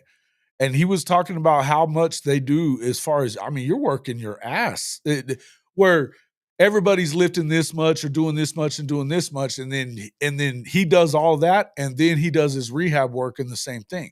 So we're talking about extra amounts of work. And he was like, man, yeah, I mean, it was tough. He talked about how tough it was to do that. And then to have it does defeat you in your mind, you know? I watched a pod a couple of weeks ago with, I'm trying to remember the guy's name. The guy that played for the Clippers and then he blew his knee up ugly. He ended up with the Warriors way after the fact. I'm trying to remember what his name is. That point guard. He was a badass though. And then he screwed his knee up so bad with that deal. Nobody had ever come back from it. In fact, they were talking about amputation and shit, and he ends up getting to come back. But talking about how you have to retrain your mind, you used to never think about it. You would never think about whether or not your knee is good or whatever like that. We know that, Rose had that same kind of issue. You've heard of these things a lot of times where they have an injury and mentally you have to come back from it too. It's not just a positive deal, but it's a mental thing, which I understand it, man. It's tough. I remember breaking my ankle in high school, and it was something that you didn't want to cut off of it right away, even though you were probably stronger from it. But it was tough, man. It was tough. It was tough to get back to that point. Um, I don't know. Yeah, for everything I've heard, he is engaged.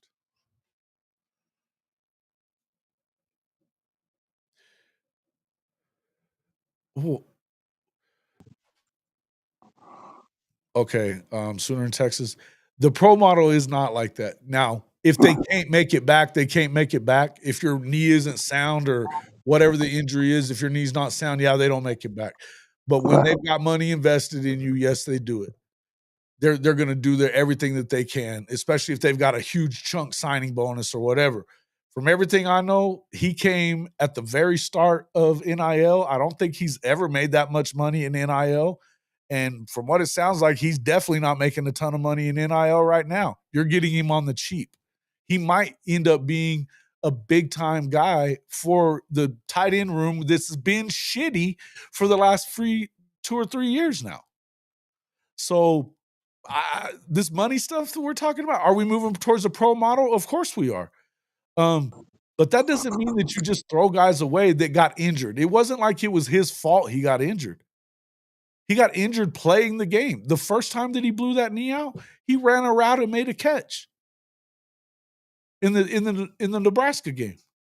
He made a catch, and all of a sudden his knee wasn't there anymore. Could have been from the damn turf there. I don't know what it was from, but it certainly wasn't his fault. He made a play. I don't understand that. Was it Billy Owens? He ain't making no damn money at all. He hadn't made shit. That's what I'm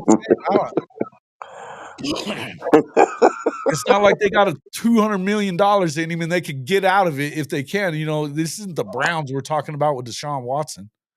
Shit.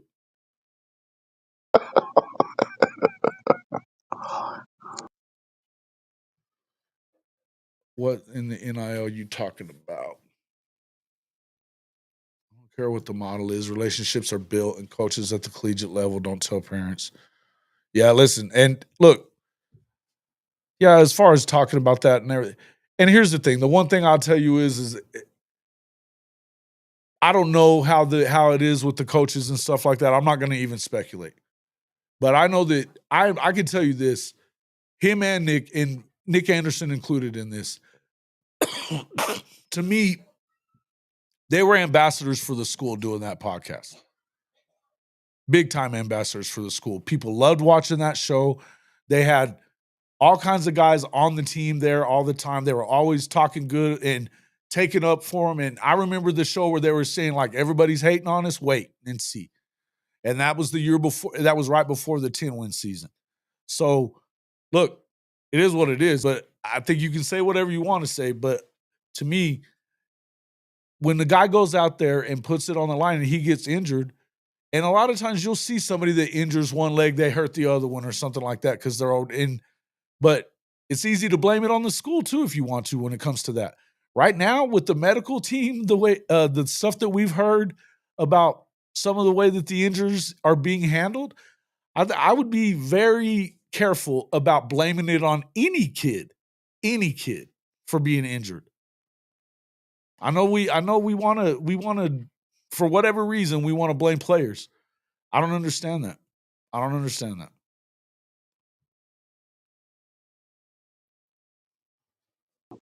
Sean Livingston, correct. That's who I was talking about, Logan. Yes.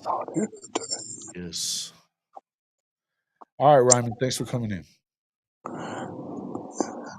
Did you guys? Well, Yes, dude. He was raving over him too, for sure. He was raving over him for sure. Hey, man, I think everybody is. We've been hearing that he is that dude, the number one guy. That he may have replaced Burks as the biggest weapon you got in that room. So, Giovanni. yeah, Yeah. man. Hey, I heard it a lot of places already, but that's the latest one. I hadn't even seen that episode, but I oh, was you haven't? Oh my! I was hearing it from one of my guys the other night before I went on the show Saturday night. Did you see that one that I sent through the message where Mateer put one a straight dime to Giovanni, and it was perfect defense. Bro. Oh yeah. That type of stuff just makes you knowing how much they are putting into being able to perfect their connection. It just makes it special because that's not the only connections he's gonna have. So it won't look like last year. No doubt. No doubt. I think that well, and now you've got a lot of depth in there, and even some I think that the guys that were freshmen that were kind of thrust into action last year, I think they caught a lot of hell, and it's caused EJ to catch a lot of hell for whatever reason. As great as he's done recruiting, and in view of the fact, if you remember BV's first year when they had to get rid of Kale after that stuff, and they brought in the analyst guy that had never been a receivers coach, and they really weren't developing at the rate aside from like Marvin. You know, you didn't really see a lot of those guys develop to the rate that you wanted them to develop at. EJ comes in, all of a sudden, boom, they're top 5 and the receivers are great. Well, again, I'm gonna defer to the fact that we had a terrible offensive coordinator, a lot of injuries, and the game plan flat out wasn't what it needed to be in order for these guys to actually get it done.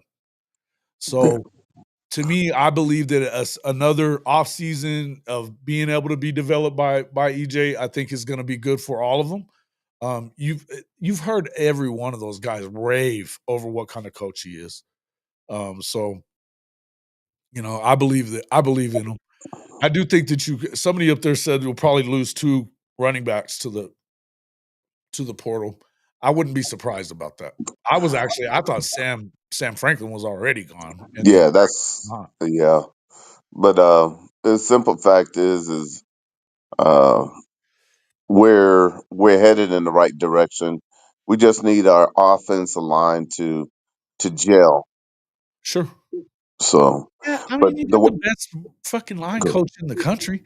You know what I mean? You got yeah, a bunch of yeah, young guys that should be coming into their own. I think correct. injury-wise is the thing. I mean, you're thinking about there's got like Logan Howland and Ozida, you know, I guess they got some cleanup stuff that they got to do on their stuff. Jake Taylor, I heard that he may be still a little banged up too.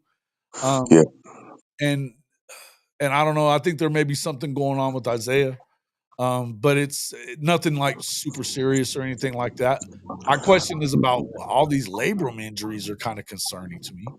All the Yeah, injuries that points to something else, you know.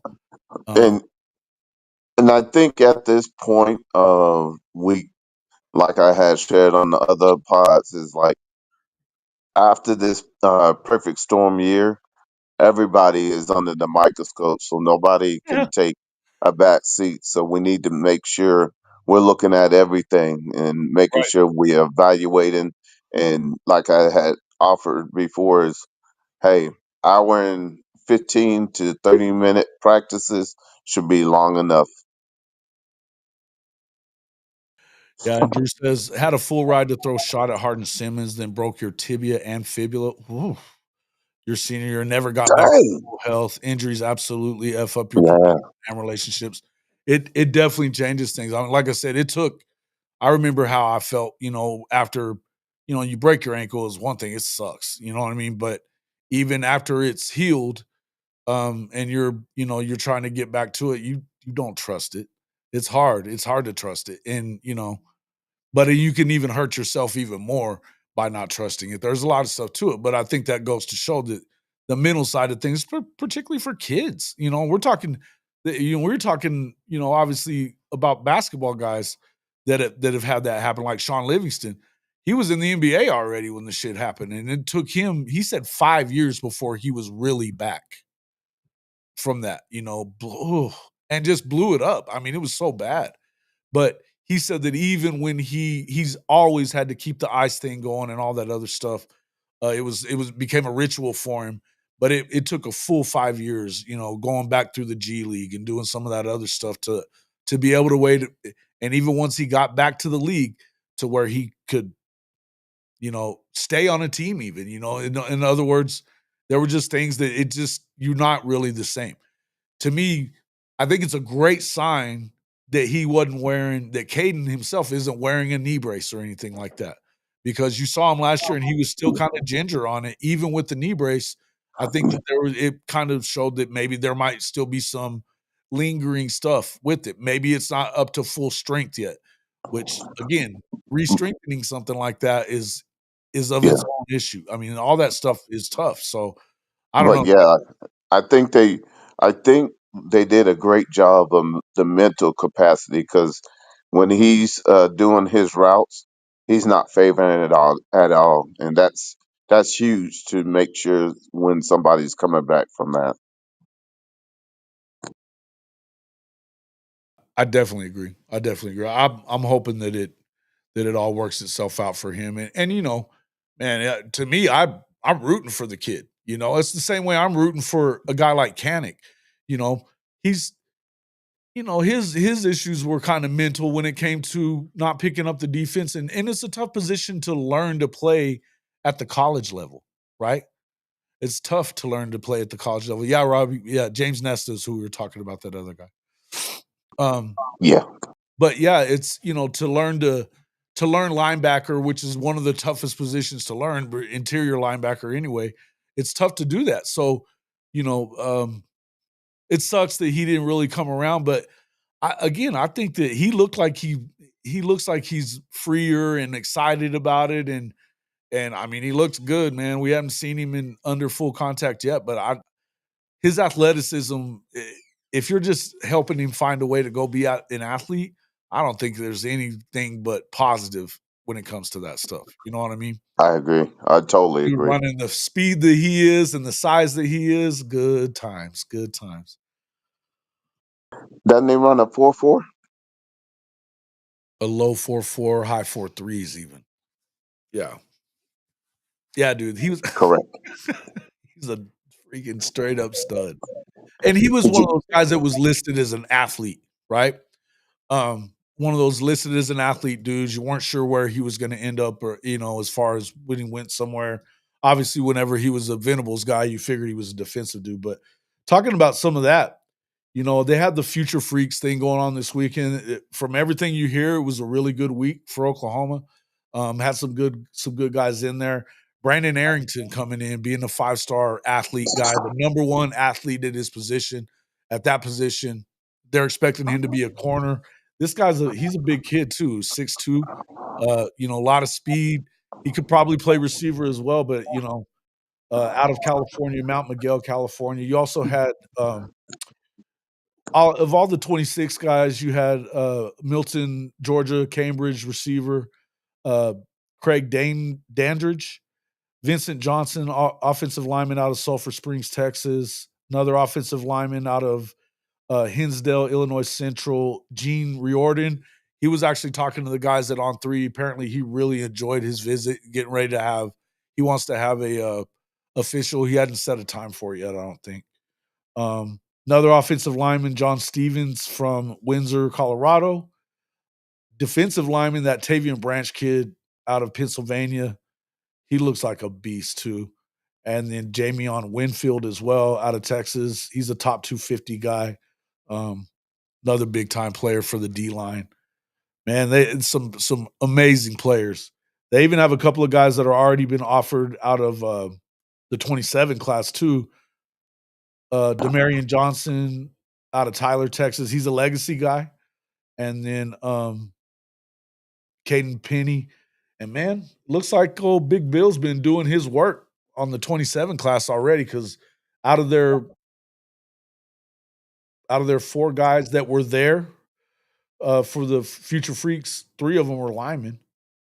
So they keep on building there. That's so important, man. So important on both of those. Over 40 plus freaks that came through, man. That's huge. Yeah. Huge event.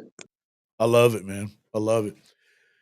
What have you been hearing about old Trent Wilson too, man, on that D line? They're talking about guys that already look like they might be ready to go. That room, hey, the defensive line may be the best in the country, period. Best kept secret. They have For him options to, everywhere. You know? yeah, Trent said he's 307 now when they did that interview. So Dude looks for like he's him to be 47. So he looked like he's 47, grown ass man. Shit. yeah, look, they was like, you got kids. He's a big dude, man. And he's just, I mean, he's excited about everything there too. I think that one of the guys that they had talking, I guess it was I think it was maybe Branch. No. The defensive lineman that was from Oklahoma, I think is who he was talking about. One of the things I read from, I think it may have been coming from McQuistion. He was talking to one of those guys that's an Oklahoma guy, and he said he was really excited about what he saw from the D-line guys and watching them practice and all that stuff. The Yeah, like the way they do things and stuff like that. He just love it. Look, man, there's a reason why Todd Bates is one of the, you know, top guys out there. You know, up until the time that he came to Oklahoma, there'd never been a time that he didn't have a first team all conference lineman that he coached, whether it was at Jacksonville State or at Clemson. So, and I know that he's definitely getting back to that as well. I think it's going to happen with this. And just think, Trent Wilson was a tactician and a sack artist in high school.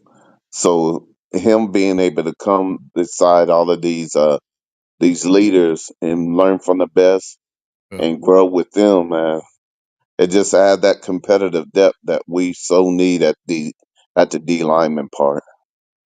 Yeah. Yeah. Nephew had a catastrophic knee injury his senior year in high school. He's never been the same on his knee. Nah, man, it doesn't really. Hell, I can still. I mean, when I'm in the cold or whatever, or it's gonna rain, I can still feel it in my ankle. That was freaking a long ass time ago, man. You know, 17. That's 30 years ago. I was 17 when that shit happened. So yeah, broke my ankle in 2. Scott Walker broke his ankle in 2 places. Injuries take time. It was tough for a while, but ended up that ankle was much stronger than the other one. Yeah, I mean, it definitely, there's some things that can go better, but you know, it does take time, and I think it takes time. We got to remember with Caden, twice he had that injury. I want to send a big salute to All right, number 9 being back on the field. Way to work back. Number 9, Gentry Williams. Gentry Williams. Yes, Big salute. love me some Gentry Williams. I hope he's back to healthy too. So, and just like that, we know for sure when it came to Gentry, that came from his injury too. He just never was quite there. And what was it from? His injury was mostly from him being a hitter, and just that he kept re-injuring it because he would hit, and he played through it a lot. Yeah, I know. Excited for But him, man. Again, another guy that deserves it a lot for everything that he's gone through. You hope that he is back and healthy. And listen, I understand what we're talking about when we start thinking about those things sooner in Texas. Like, and some of you guys that are thinking that way, like, can you depend on them? No, because they have been injured, they haven't been healthy. I understand that, but I don't think that this is it's not a situation of that they're just being weak over it or they're dogging it.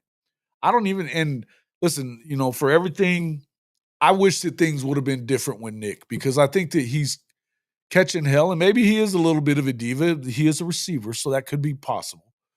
But I think that in view of the fact that what we saw from him the year before, the hope is that he would have stayed there. And I think that if he was healthy, he would have played. We know the diagnosis was a torn quad once we heard about what it really was. So a torn quad isn't something that you just come back from right away. I don't know. I think that and again, I would tell you that as much smoke as we've heard about other things other than just these players being weak sauce or whatever, there's a lot of smoke coming out of there for there not be any fire whatsoever. what about our DN room? Oh my goodness. They've been putting in work in the lab. Woo-wee. Bro, there's a lot of guys that you can waiting on, and I know a lot of this may have had to do with injuries this last year. PJ Adebayo, obviously we're talking, everybody's excited and can't wait for Danny Okoye. But yeah, Taylor Wine, I mean, apparently he's been killing it. You've got Marvin Jones Jr., who may have just needed some good coaching. Maybe that's, and definitely he's going to get pushed for that playing time. If he's not that dude, who's hey, excited about that shit. That's why they need the spring game. Well, not if they're hurt, man. Not if they're hurt. They don't need to be in. And they wouldn't be in if they were hurt anyways. You know what I mean? They're not going to play. So, Yeah. Dudes are hitting the bag on the NFL this morning. Which dudes? Which dudes? Them Eagles are probably having to pay some cats. Isn't it about time for that rookie contract deal up on some of those guys with the Eagles? Feels like it is. Feels like it is. I tell you what, I like the aggressiveness of the Philadelphia Eagles, their executive staff, and how they're going after to build the team that they built. They go with the SEC guys pretty much. Yeah. They got rid of their scouting department pretty much and just started going more SEC. So those guys that you see, late in the year is, it was a lot of Georgia guys, a lot of Bama guys, smart, a lot of Oklahoma guys there. Hearing G Baby's eating too, man. Hearing G Baby's eating too. Oh yeah. Kind of wondered Baby. whether or not if he was gonna go to the draft, because he had a hell of a season last year. Yeah. Quietly had a hell of a season last year. The silencer is putting in work. Believe that. Believe that. 9-year-old Jalen Moore to the Chief, huge bag of loot. Well, after what we saw in the Super Bowl, they definitely needed to build up on that at their tackle position for sure. Yeah, definitely. They were struggling. And they didn't even Philly didn't even send any blitz packages, man. It was all just their normal freaking rush. That's when you know you got something special, when your 4 can just get there and you don't have to send no extra. No Oh doubt. man, that's 7 in the route tree that's causing havoc, causing you to hesitate to allow that rush to get there. Man, they were just beating the shit out of Patrick Mahomes, man. Rushing the hell out of him. And that just goes to show you, even the best, they don't do well with dudes in their face, man. They just don't. So it is what it is. Yeah, Baker getting Goodwin back for $44 million, 3 years. Yeah. That's Yeah, nice. I like seeing that. But isn't what's his name? Or did they re-sign their other stud receiver Mike already? Evans. Mike Evans, yeah. Yeah, Did they already get him? Good. I'm not quite sure. I'll look into that. It feels like his contract was getting close, apparently. But they may have extended him during last year. I forget though. Well, they definitely he was wanting Baker back, so I know when he was talking about Baker coming back, that was a big deal for him. So Yeah. everybody, for all the shit people like to talk about Bake, he just continues cooking. You know what I Hey, mean? Jerry Jones finally got the hint. He's doing restructuring so we can have a little Yeah. cheddar.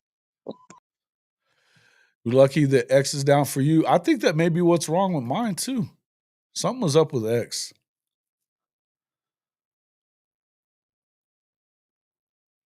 Casey got away with starting 2 tackles with little strength. It got them at the worst time possible. Yeah. Yeah, definitely. That's why it's not going to X then for me. Okay. Down for the entire country. Yeah, I'm just looking. It's not even up for me either. I Yeah. don't have anything.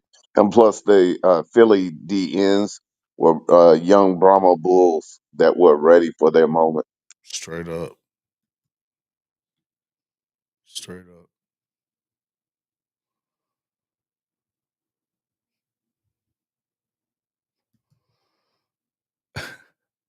Yeah, they play physical. No doubt. Yeah, so let's see. I was looking at another big tight end. They got an offer was that Choctaw tight end Titus Hawk. His dad actually works for Oklahoma State. I think he's a analyst at OSU. But he was saying on there, he goes, he said that his dad was always saying, "Hey man, Oklahoma State pays me, not you. So you go wherever you need to go." You know what I mean? So I don't know if it's a thing but apparently he already had a Penn State offer earlier the week. So 6'5", 210 as a senior coming in might be that guy. And then another Oklahoma kid. Let's see. Jason, does it seem like the uptake, like more people are starting to pay attention to Oklahoma and coming to those events? Um, well, I think what it is that they pay more attention to Oklahoma kids. When Brent got there, he made it clear that you got to win, and I think this is absolutely correct. You have to win your state. If you're going to be a real deal recruiting machine, you have to win the state you're in. You got to be that guy. So you can't have Okie Light winning it. Like Lincoln was allowing that. Think about when Oklahoma State got good. There was the guys that weren't going to Oklahoma that probably should have been at Oklahoma, and they didn't get offers. Um, Cody would have told you that. He's made it a point to make sure that you get the best guys.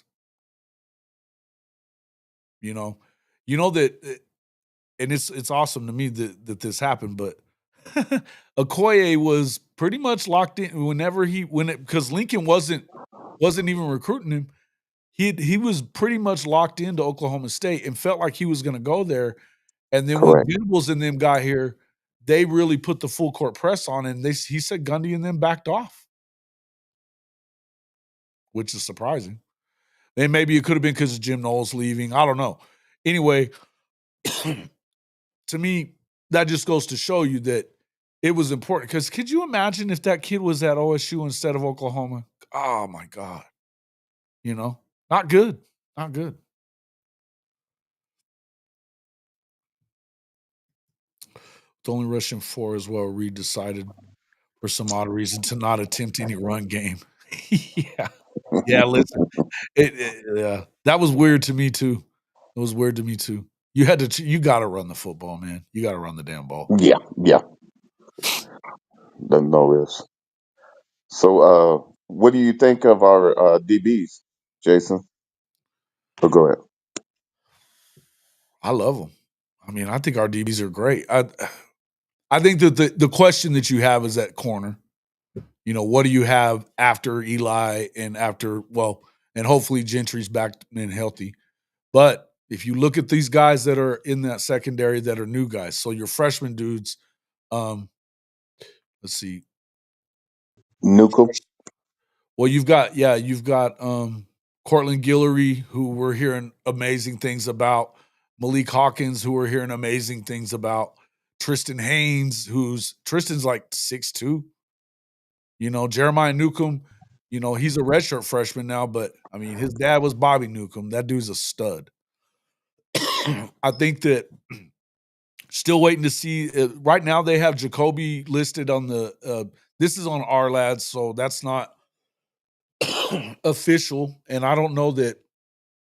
The other thing I know that they were talking about this too. That one of the reasons, if you don't have a spring game, you don't have to put out a depth chart. So that may be one of the things. But according to our lads, they've got Jacoby at number 2 behind Gentry on the right side. So we'll see kind of what happens. And then Devon Jordan as well. He's behind Eli. I don't know. I think that it's not as bad. The problem is you just haven't seen a ton out of them yet. So the experience part isn't there. But you only get experience by getting it. You know what I mean? To me, I would tell you that I feel like they're all going to do really well. And because of the fact that, and we were talking about this with Boganowski, what are you going to do with this defensive line? You can't, if you double team either side of the defensive line, you're going to get killed in the middle. If you double team the guys up in the middle up front, you're going to get killed on the outside. Pick your poison, boys, because it's coming. I feel that Bates has been and Chavis have been in the bag the last couple of years, being quiet and going into the lab, and this is the year that they're about to explode up on the scene. They were really good last year. I just think that you don't look at a guy like, and look, I mean, not to kill Ethan. I love Ethan. Ethan was great at setting the edge. Ethan was great at making timely plays. He's a smart guy. But he's not the type of athlete that's got the kind of speed that some of those guys have and the moves that some of those guys have. He's just, that you can bend the way that some of those dudes can. He's not that cat. Some of these other guys are. But what you saw, they got a lot of sacks. I mean, and really without a ton of pass rush on the other edge, you saw what you saw out of our Mason. Imagine having, right now it feels like you're probably going to end up seeing PJ behind our Mason and probably a guy like, Danny, they're showing him at 3 on that same side. But these guys are kind of interchangeable, and they're showing Nigel playing on the left defensive end, and he's right in there behind like Taylor Wine and Marvin Jones. So you know what we think about Nigel around here. Whew. Straight technician, a hand technician. Bro, he's a dog, man. Man. They were talking about him too on the last episode that I was watching from Oklahoma Breakdown. Yeah. The expectation there is that he looks like he's ready. He looks like he's ready. And we know he works his ass off. We know he works his ass off. So not getting to play, I would feel like that's going to be one of them deals. Well, and just think about what we keep naming off people, and we talk about competitive depth, but we're just showing that it's not just in rhetoric. it's actually having people that's starting to show up. Yeah, no doubt. Yeah, I mean, look, I mean, just looking at that Tristan Haynes dude, yeah, and you were just talking about him being the fastest one out there. Somebody was T-Boomer saying he might be the fastest safety on the team. He's actually playing corner, as far as I know. But and then Malik, we know they've got right now, they're showing Malik is like the number 4. And again, this is on our lads. This isn't coming from the site, like OU's website. Because I don't know that you're ever really gonna get one from them.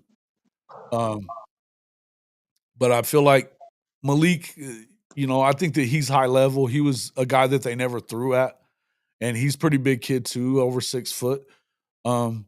They're showing Kendall Daniels probably playing some cheetah, which I think is 6'5". probably good for him. Dude, he's 6'4", freaking 235, something like that. Yeah, something like Dude, that. Kendall Daniels, and that's what Cody, I think, was trying to talk shit about Kendall Daniels right there on the show. I wasn't even buying into it. He didn't say his name. He didn't say his name, but the whole damn squad quit, and they quit on him, and he was trying a new damn position.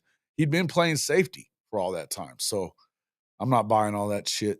But like, you've got guys that are Freshman really All-American. hell yeah, he was a stud, dude. And go look at his tackle numbers for the last 3 years. Talk shit all you want to. That guy, y'all are just pissed off because he ain't there. That's just a fact. Facts. That is just a fucking fact. So, but like Devon Jordan is moved up on the left side. It looks like he's the number 2 guy on the left side. He's just a sophomore. They're saying that Guillory has looked really good on that side as well. Again, Jacoby Johnson, they're showing him at the second position behind Gentry. I don't know how real all this is, but I could definitely see Sammy O moving up. They're showing James Nesta he's one of the guys that they're saying. I'm hearing a lot of stuff about Nesta that he's starting to look really good. We keep hearing that PJ, I think it's going to be an injury issue with him more than anything else. You hope that he stays healthy because you look at his ability and his athleticism. I mean, we're just kind of waiting on him to do his thing. Talk Jaden about Jackson, Gilmore, boy. If yeah, Gilmore's getting right, some Gil. love, gee, my daddy, we just don't know how good we got it, and we had to go through last year for everybody to realize that you better fight for everything because that deal that they're recruiting your replacement is real. Well, yeah, and I mean, you're not wrong, especially there, because like think about it, they were trying to backfill with guys like DeJoun Terry, and he was huge. But like for Caden Woolard it sucks that Caden didn't get as much time as he felt like or as you were hoping he would get. But like, look at how important Trace Ford was. He was huge coming in, backing up those guys on the right side and made big plays at big times. You know, Trace Ford being another guy coming out of Okie Light that they talked a lot of shit about, and he ended up playing very well for us, right? I think Facts. these guys are going to get it done. Marcus Strong, we keep hearing about things about what he's doing. Hodges too, that's a redshirt freshman that nobody really talks about. G baby, but getting Dominic Williams back is big, dude. I just can't. I mean, Stoney and Jaden Jackson, Stoney putting on all that weight too. Dude, he's a monster already. But 313 and still looks like a rock. yeah, dude. Yeah, man. They say he puts in the work, man. Puts in the work. And to have a guy to have his teammate from high school step up and be a starter right away. And he handled that so well. A lot of kids wouldn't have. But Big salute. he was like, Absolutely. man, he's advanced. He's the best in the country as far as I'm concerned. And that came from Stoney, and he thinks a lot of himself, but it motivated him, which I love it. I love it, man. I just defensively, I don't know how you screw that up. You look at the safeties. I mean, come on, man. Peyton Bowen, huge. He's had some injury issues too, but when he's in the game, good things happen. Yeah, All the time. RSJ. RSJ, dude. Yeah, bro. And then you got Boganowski and Hardy, and obviously, they're talking about Reggie Powers is getting a lot of love at Cheetah. You're Yeah. hoping that Kendall Dobie is ready to go again because he was that guy at the Cheetah. But then Samuel Omosigo is another guy that they're expecting a lot from as far as their linebackers are concerned. You know, Kip is the man. Kobe McKenzie, I think he's ready to rock and roll. Wine. Yeah. No, Wine's a defensive end, man. Taylor Wine. He's a defensive end. Definitely an edge guy. I thought they were playing him at the Cheetah when Teddy was talking. No, that's maybe Heim. Maybe Taylor Oh, Heim. there you go, FDR. Wine, Hine, Yeah. Hine's fine. What's up there, Dalton? Good to see you. Yeah, when's the last time Oklahoma had this much depth at defensive line? Well, they've had guys. They just haven't had guys. No doubt. Hymns. They haven't had hymns. I think it's going to be awesome, man. I like that they're all over 300, except for G Baby. Yeah. Yeah, and I think and he's still pushing it. You know, he's pushing 300, but I don't know that he was ever really. I mean, it's been hard for him to keep the weight on. But listen, he had a hell of a year last year for not being a 300 pounder, and he was in Facts. the SEC. So, and I like G Baby, man. He's a good player. He's a good player. I call him the silencer. I like it. He's a dog, bro. Jared won't be the tallest tight end out there, but I'd imagine Arbuckle will use him in that H-back. Yeah, I think it's going to be more of an H-back deal for him. But Yeah, definitely. as far as tallest, yeah, I agree with you. But I think that he's also one of those guys. He's a Swiss Army knife type of dude anyway.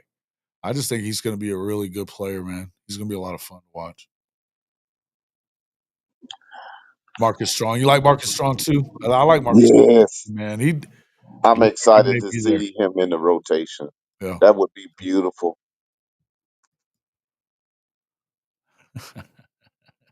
T-Boomer, I know, dude. I know, man. And they do it every day. They do it every day. Channels that do it every day. Just kick kid's ass out of here. He sucks. He don't know what he's doing. It takes time to become the best at anything. And as far as coaching is concerned, definitely it's going to take some time. But I think that the fact that they have recruited the way they've recruited there, and you haven't seen that, man, and the culture that they're building in that locker room. And yeah, they need to win these close games. I think that all comes with time as well. People forget that it wasn't that long ago that they tried to gut the entire damn program. You've had to stack this talent year after year, and they are doing. And it's important to them to keep doing it. They brought in a guy like Jim Nagy. That's a huge move. It's a huge move. Yeah. Hey, listen. Hey, that's fine. We can run the jet sweep with him. That's cool with me. You could also use a faster guy too to do it. You know, like I wouldn't mind seeing Burks do it a little more, Shoot, man. but it could be really effective. Look, the jet sweep is fine, but the way that Levy ran it was a problem because you never added anything. The jet sweep is a base play, and then you need to run stuff off of it that looks like it, right? Yeah, yeah, man. We've been talking about him most of the show, Dalton, and I agree. I'm with you. I hope he does very well. It sounds like he is. Sounds like he's getting his feet under him. Sounds like he's healthy finally. That's good. Hopefully he stays that way because I think that if anybody deserves it, he deserves it. You know, to have those injuries, I wouldn't wish that on anybody, man. I wouldn't You wish know that. what I'm excited about? Having more than just one center. Yeah. Because they said Ososa's looking good, that they got 3 lines of offensive linemen, which sounds pretty good for me. Because as much as we went through them this past year. I don't hate it. I can tell you I don't hate it. Yeah, they're showing, well, of course, Troy Everett, he was the guy that we were hoping that he was going to be that dude. But yeah, Josh Isosa apparently has looked really good. And so Troy, obviously, you're expecting him to be a starter. But yeah, I mean, yeah, dude, look at you think about it. You got with Derek Simmons at one of the tackles, you're probably going to have, well, it could be Logan Howland, it could be Michael Fasusi, could be Obviously, you're hoping that Jacob Sexton comes back and he's getting it done. You could also see him moving to guard. But guards, you got Ozeda, Daniel Akinkunmi, Eddie Pierre-Louis. You know, talk about a dog. Can't wait to see him do his thing. Jake Taylor, hopefully he's back and healthy. But Ryan Foje, I mean, look, man, the hope is that you may not see him right away. But as far as Darius Afalava, hopefully he is healthy enough to get ready, to get more going. It may put him behind being hurt. Like right now, they said he wasn't going to be doing a whole lot in the spring. So, but that guy, man, everything I've seen from him is he's a dog, and he loves the idea of competition too. So I love that. I love that stuff. But let's see, Jaden Gibson. From what I understand, it's not. He didn't re-tear anything. That it sounded like it may just be nothing structural, just maybe a little setback. So hopefully that's the fact. Because that would be awesome. The Gibson's firm and those two on the field together with everybody else. Mm, mm, mm. Head coach can't carry all the weight anymore because we've gone to a pro model in college. I don't think he ever carries all the weight. I think it's all about who you put together and everything else. I think that he was headed in the right direction, and then you end up with a guy like Seth Luttrell, who wasn't the right direction. And then, of course, and look, man, that was the perfect storm of shit. Perfect shit storm that happened with all those injuries, with everything else, the injuries and that, plus, and look, let's just be real. Jackson wasn't ready. And whatever reason he wasn't ready, he wasn't ready. He wasn't the guy. It is what it is. Shannon Sharp was about Canic's height, and look at the work. Hey, man, Shannon Sharp, to me, is still – I think that Gronk is the best ever at tight end. I think that Shannon's right behind him, and then I'd go to Kelsey probably. Yeah.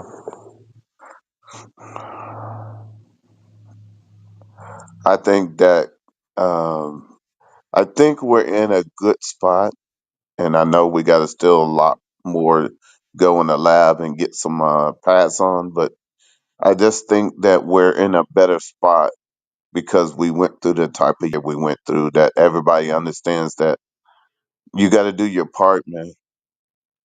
You never know when your number's going to be called, and you can't be slacking off or thinking that you're not going to play. True. And you keep hearing from guys like, Dent and Boganowski, they both said that both of their sons have said, we don't want to be the reason that he gets fired. We don't want to be the reason. And Dalton saying, why did people want BV out? Buy him out and then start from scratch again doesn't seem like a logical move. I don't think it is. And first off, that's the other thing. I don't think that there's any way in hell that they get rid of BV unless they go out there and throw up a 5-7, 4-8 year. Which, even with the toughest schedule in the country, again, you had Andy and Ari were talking about it the other day. It's the toughest schedule in the country. If you look at it, it's not hard to tell. But even with that, the expectation for me, I think that you could have a great year and it may be 8-4 or 7-5. I think it all depends on where you get contributions from, where the development, if it comes fast enough at the receiver position, which it sounds like it may be, but if you get what you need out of those younger guys at linemen and that you do have the amount of depth, because everybody knows that you are going to have some injuries. There's no way to not, right? So you have to look at the fact that, listen, it is what it is. But yeah, I think winning 6 games with the worst offense in Oklahoma history. Yeah. Say it louder, bro. Say it louder, because that's exactly right. If you actually look at what is going on, I don't think that it's a hot seat. I don't. I think it's warm. I wouldn't sit here and tell you that his seat is boiling like a lot of people would have you believe throughout the country and on a lot of these other shows. I just don't think that that's happening. And Jason, I just remember Teddy was talking about Brent was already throwing different type of defenses and whatnot at Arbuckle, and Arbuckle is still running his deal and having success. Iron sharpens iron. Yeah, man. Oh, it does. It does. And you know, that's what you need. And even that's what impressed him, though, whenever apparently in the interview process, too, was that he was throwing some, elite level stuff at him, and what would you do with this and this and this and this, How would you attack this kind of defense and how would you attack this kind of situation? And he loved what he was hearing. To me, that's a big deal, right? That's a big deal. And from everything we know about what happened last year, first off, I think that there was a complete lack of communication going on inside the offensive meeting rooms and all that stuff. Doesn't he get the credit for the worst O2? Venables? Sure. You can do that if you want to. You can do that if you want to. If you really believe that he's the guy that hired Seth Luttrell, or he's the reason that Seth Luttrell was the offensive coordinator, which I don't, then yeah, go ahead and do that. I don't believe that that's the case. Just honestly, I don't care that he said it or not. I don't care. Because I damn sure know that he was trying to fire him before the season started.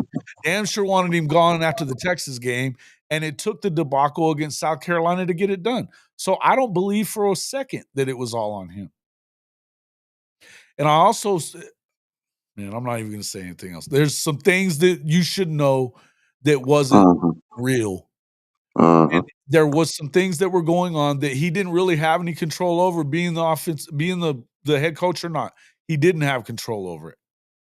They've made it to, and I'm not trying. You don't have to blame anybody individually. And yes, listen, to his credit, he doesn't put that shit off on anybody else.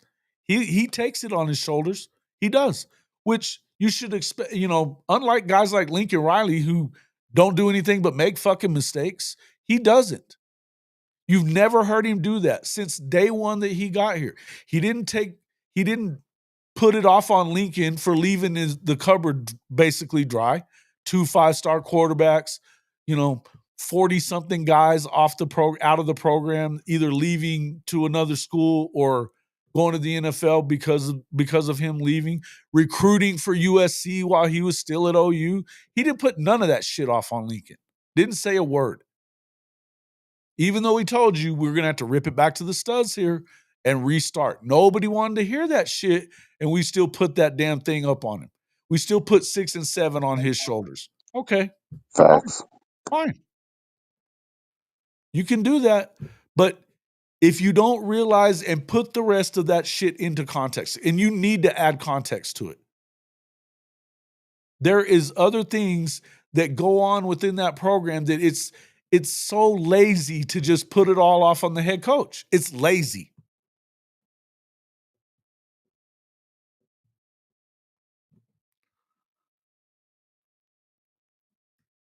Yeah, he's from Muskogee too, huh?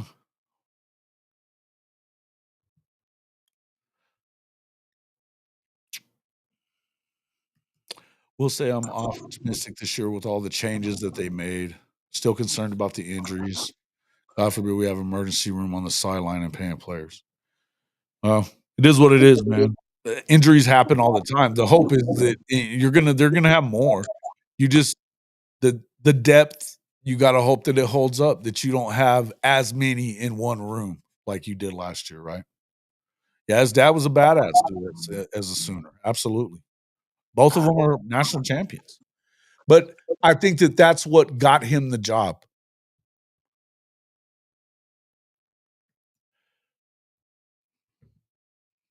Bob, I think you're asking this question just to get me to say it. You know who was sticking their nose in it. They continue to stick their nose in it.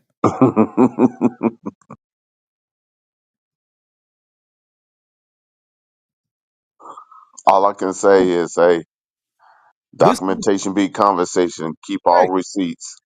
But it's not just about calling shots anyways. You're saying, why isn't he calling the shots in football? I'm not in, even if he did make that decision, he owned it. He owned the mistake. He knows it was a mistake. He said it was a mistake. Now, again, I'm going to tell you that I don't think that he made the hire, or I think that it was Josie and other boosters that wanted him to be the coordinator. You know how they are at Oklahoma about hiring former Sooners. We got people bitching about it all the time. People bitch about it all the time. You know? It's happened for a long time. A long time. And maybe it's best if you didn't. And, you know, somebody was talking about if DeMarco had taken the Penn State job, they'd love to see AD come in and take over. No. The last thing I want to do is have people killing Adrian Peterson. No. No. I don't want it. I don't want it. Don't want to see it. He might be great at it. I don't want it.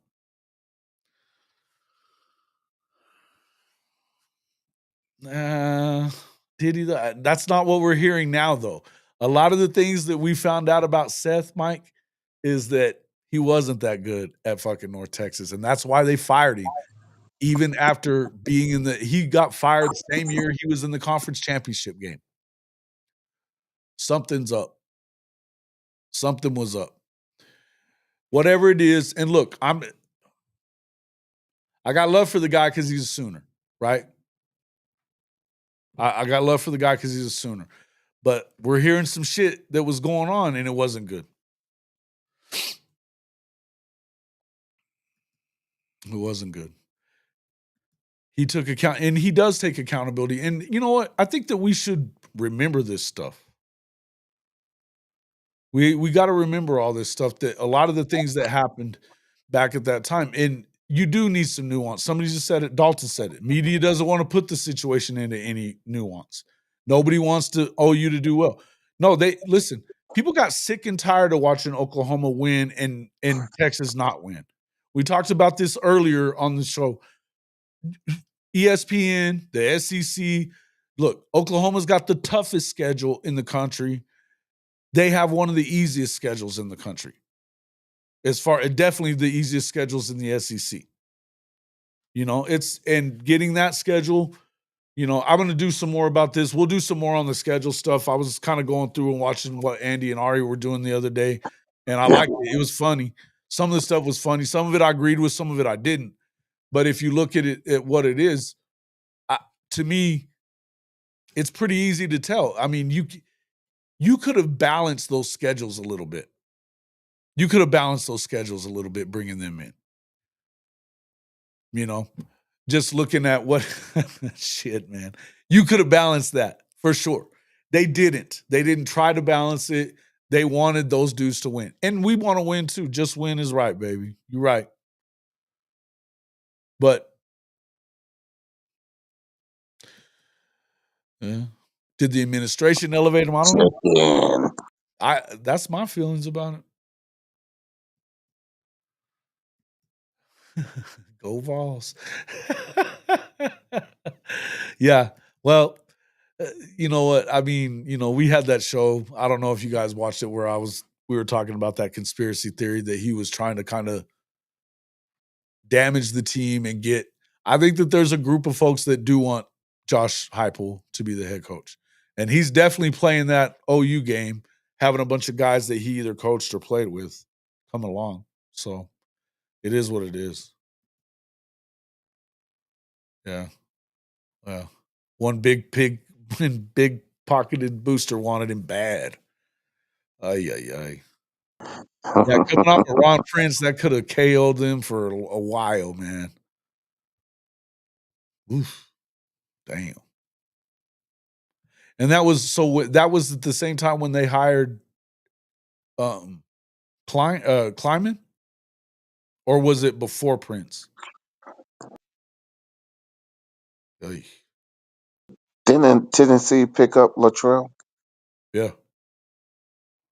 Yeah, they made him an analyst, but I mean, that's just so they don't have to pay him much. You know? Facts. Oh. Oh, yeah, but you don't want okay. This may be an unpopular take, but I really hope J.A. balls out at Auburn. Well, he'll be in freaking Norman in the first week of SEC play for us, so I hope he doesn't do it there. But it makes me wonder why you would want that, but not for Caden to do well. And do it. He's on the menu. He's definitely on the menu.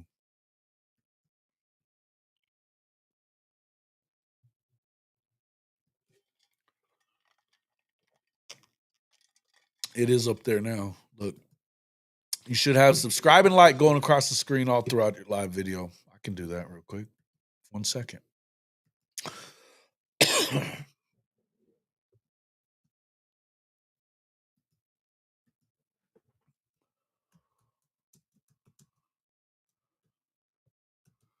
We appreciate that. And make sure you do hit that like button, guys. Come on now. Share us with your friends. Had all these stuff going on. It's been tough. Like and subscribe. You know where I've been, I've been stuck on, dude, this is wild to me, Bishop Frank. So it's been 2 months now, pretty much, that we have this is wild, dude. Hold on just a second. Right now I'm on 4297. I've been stuck between 4285 and this number right here for 2 months on subs. No subs going up. The shadow ban is real, man. It's real. That's all right. Oh, it's not all right. It sucks. I've lost over $1,000 the last 2 months. No. When I'm not saying like that. I'm just saying the breakthrough's coming. We're aware of it, and we're doing what we need to do behind the scenes. Working on it. Yes. Have I heard from my good friend Kel? He ain't my good friend. I don't know why anybody would like a Gundy, but it's just me. What's up there, Boomer Halen? Chicken, what are you doing, man? In here talking shit already, huh? Hey, have you talked to Big Dave? Not.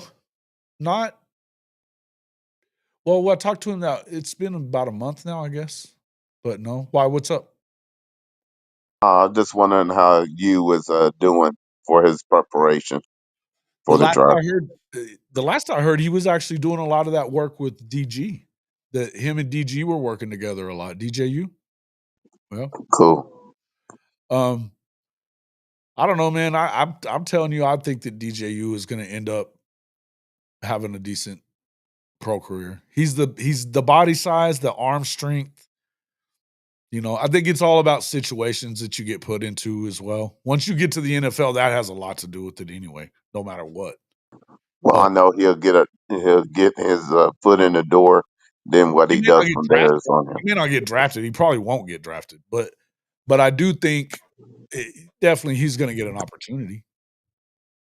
He's definitely going to get an opportunity. That chicken.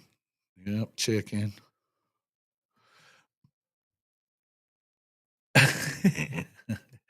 You call me a schmuck now? Are you shitting me? Come on, Sooner in Texas. I'll bust your chops a little bit too. You're in your busting mine, fucker. And you do it every time you come in here.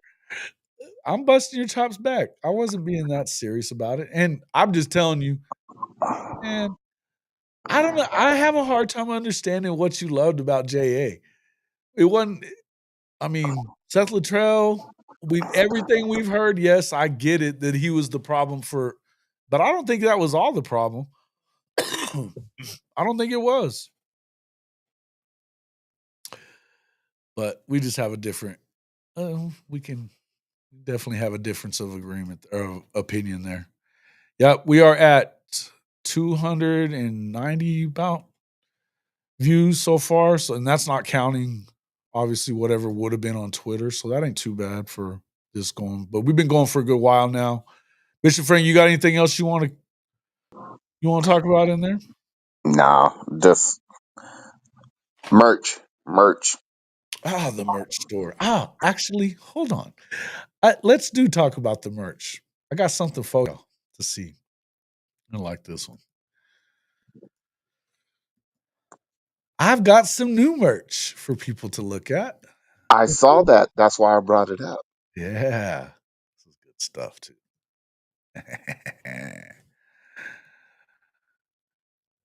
Neilio, you probably don't want your wife to see this one.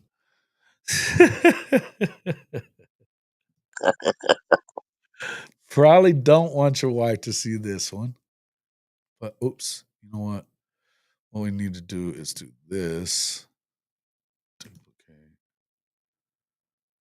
And then add it to that.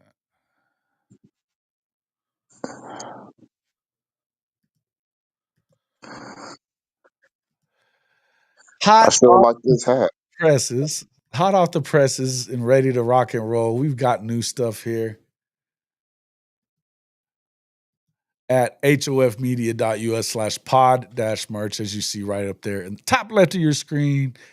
The old thumbs up or fingers up to Mizzou and Texas. Everybody should love this one. Matter of fact, we might even just do this for everybody on the damn schedule this year. But for now, for sure, the Texas stuff will be for a limited time.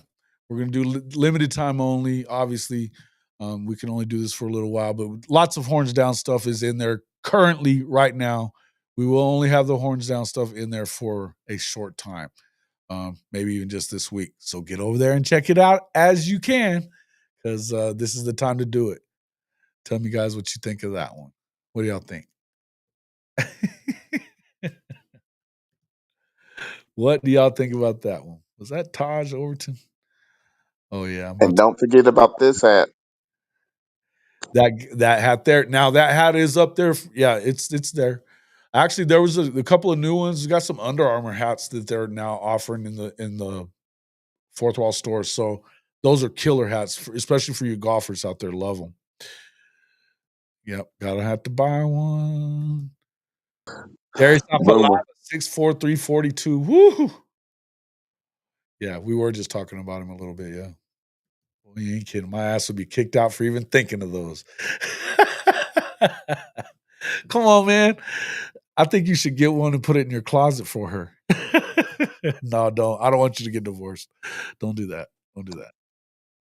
But I'm going to be wearing one soon. Tell you what, where are we at in? Actually, the likes aren't terrible for where we are. We're at 48 likes.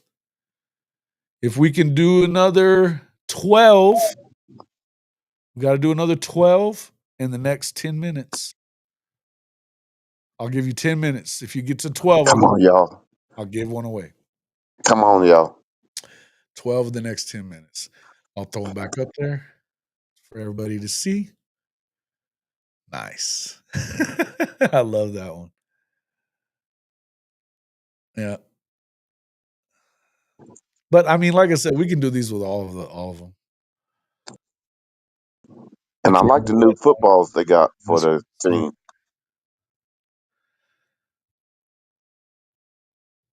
Can't buy finger shirts. Oh, I understand. Not everybody can. I get it. It's one of those Hey, shirts. do you have that in a hat? You could probably wear it at no. It wouldn't.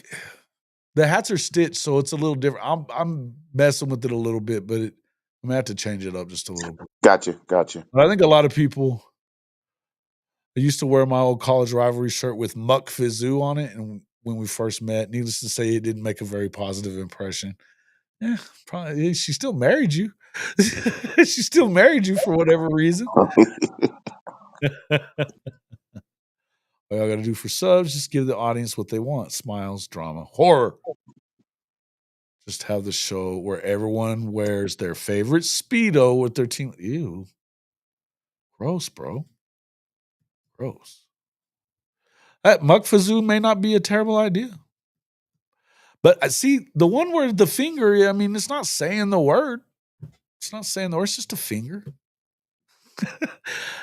So, hey, pass that along amongst your Kansas and K-State buddies out there, because I know they hate them, as does Nebraska fans. And I did one in Vols orange, just in case, for those Vols fans out there that still watch the show. I think a few of them do. We'll see. We'll see. Did I invert Texas on Texas Fears Oklahoma? Yeah. Here we go. Here we go. Did I? Wait, what are you talking about? Oh, you mean like flipping the Texas part over? I don't think I did, but I will. I'll do that as soon as we get done. But I'm going to have to get out of here anyway. So we were at, let's see where we are. 49 likes. Yeah, we're still a couple minutes. Get a few more minutes here. I'll tell you what, I'll give one away anyway.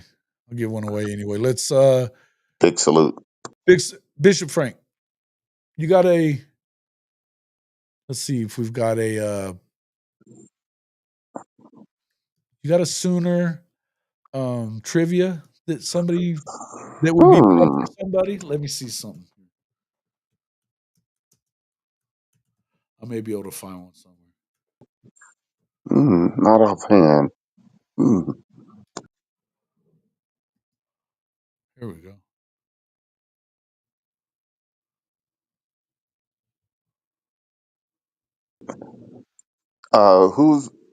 Who was another player that came from Arkansas Pine Bluff that did well for the Sooners? I like it. Go ahead, folks. Tell us who it is. See how easy this one is. Who was the last player from Arkansas Pine Bluff to play and start at the University of Oklahoma? Fatty, Boomer Halen, Bob. T-shirts are all over Lawrence to this day. Nice. Yeah, they do hate them. We need to get that over there. Then I should do a because we have one. Actually, one of them is in Nebraska red too. It's definitely Nebraska red. Hot that, yeah. Here we go. Nobody's answered it yet. Mark Bradley. Facts. Boomer. Correct. Boomer Halen. Boomer Halen, send me your email address to this email. And we will send you a hat or T-shirt. And there you go. Keith Jackson. What about Keith Jackson? He didn't go to Arkansas Pine Bluff. He's from Arkansas, though. Nice try. Yeah. Mitchell. It was Bradley. It was damn sure Bradley. All right. Send me your email. Send me your email for the winner, Boomer Halen. Boomer Halen. Boomer. Give me your first name too. Or is that your last name? Is Halen your last name? I'm gonna have to have some kind of identifier for you because not everybody, all these people that don't put their real names and stuff makes it hard for me. And anybody that since I just put my email out there, anybody could send me an email now and say, "Hey, that was me." So I need an identifier here. Hey, that was me. Yeah, that was me. Chicken probably do it and shit. Although I know chicken. I know chicken's ass.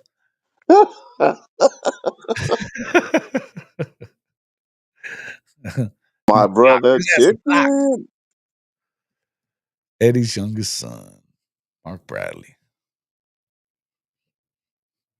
I don't remember. All right, man. Appreciate everybody coming in. Make sure you send that over there to me. Bishop Frank, anything else you got? Nah, Boomer. Boomer. Talk to you soon.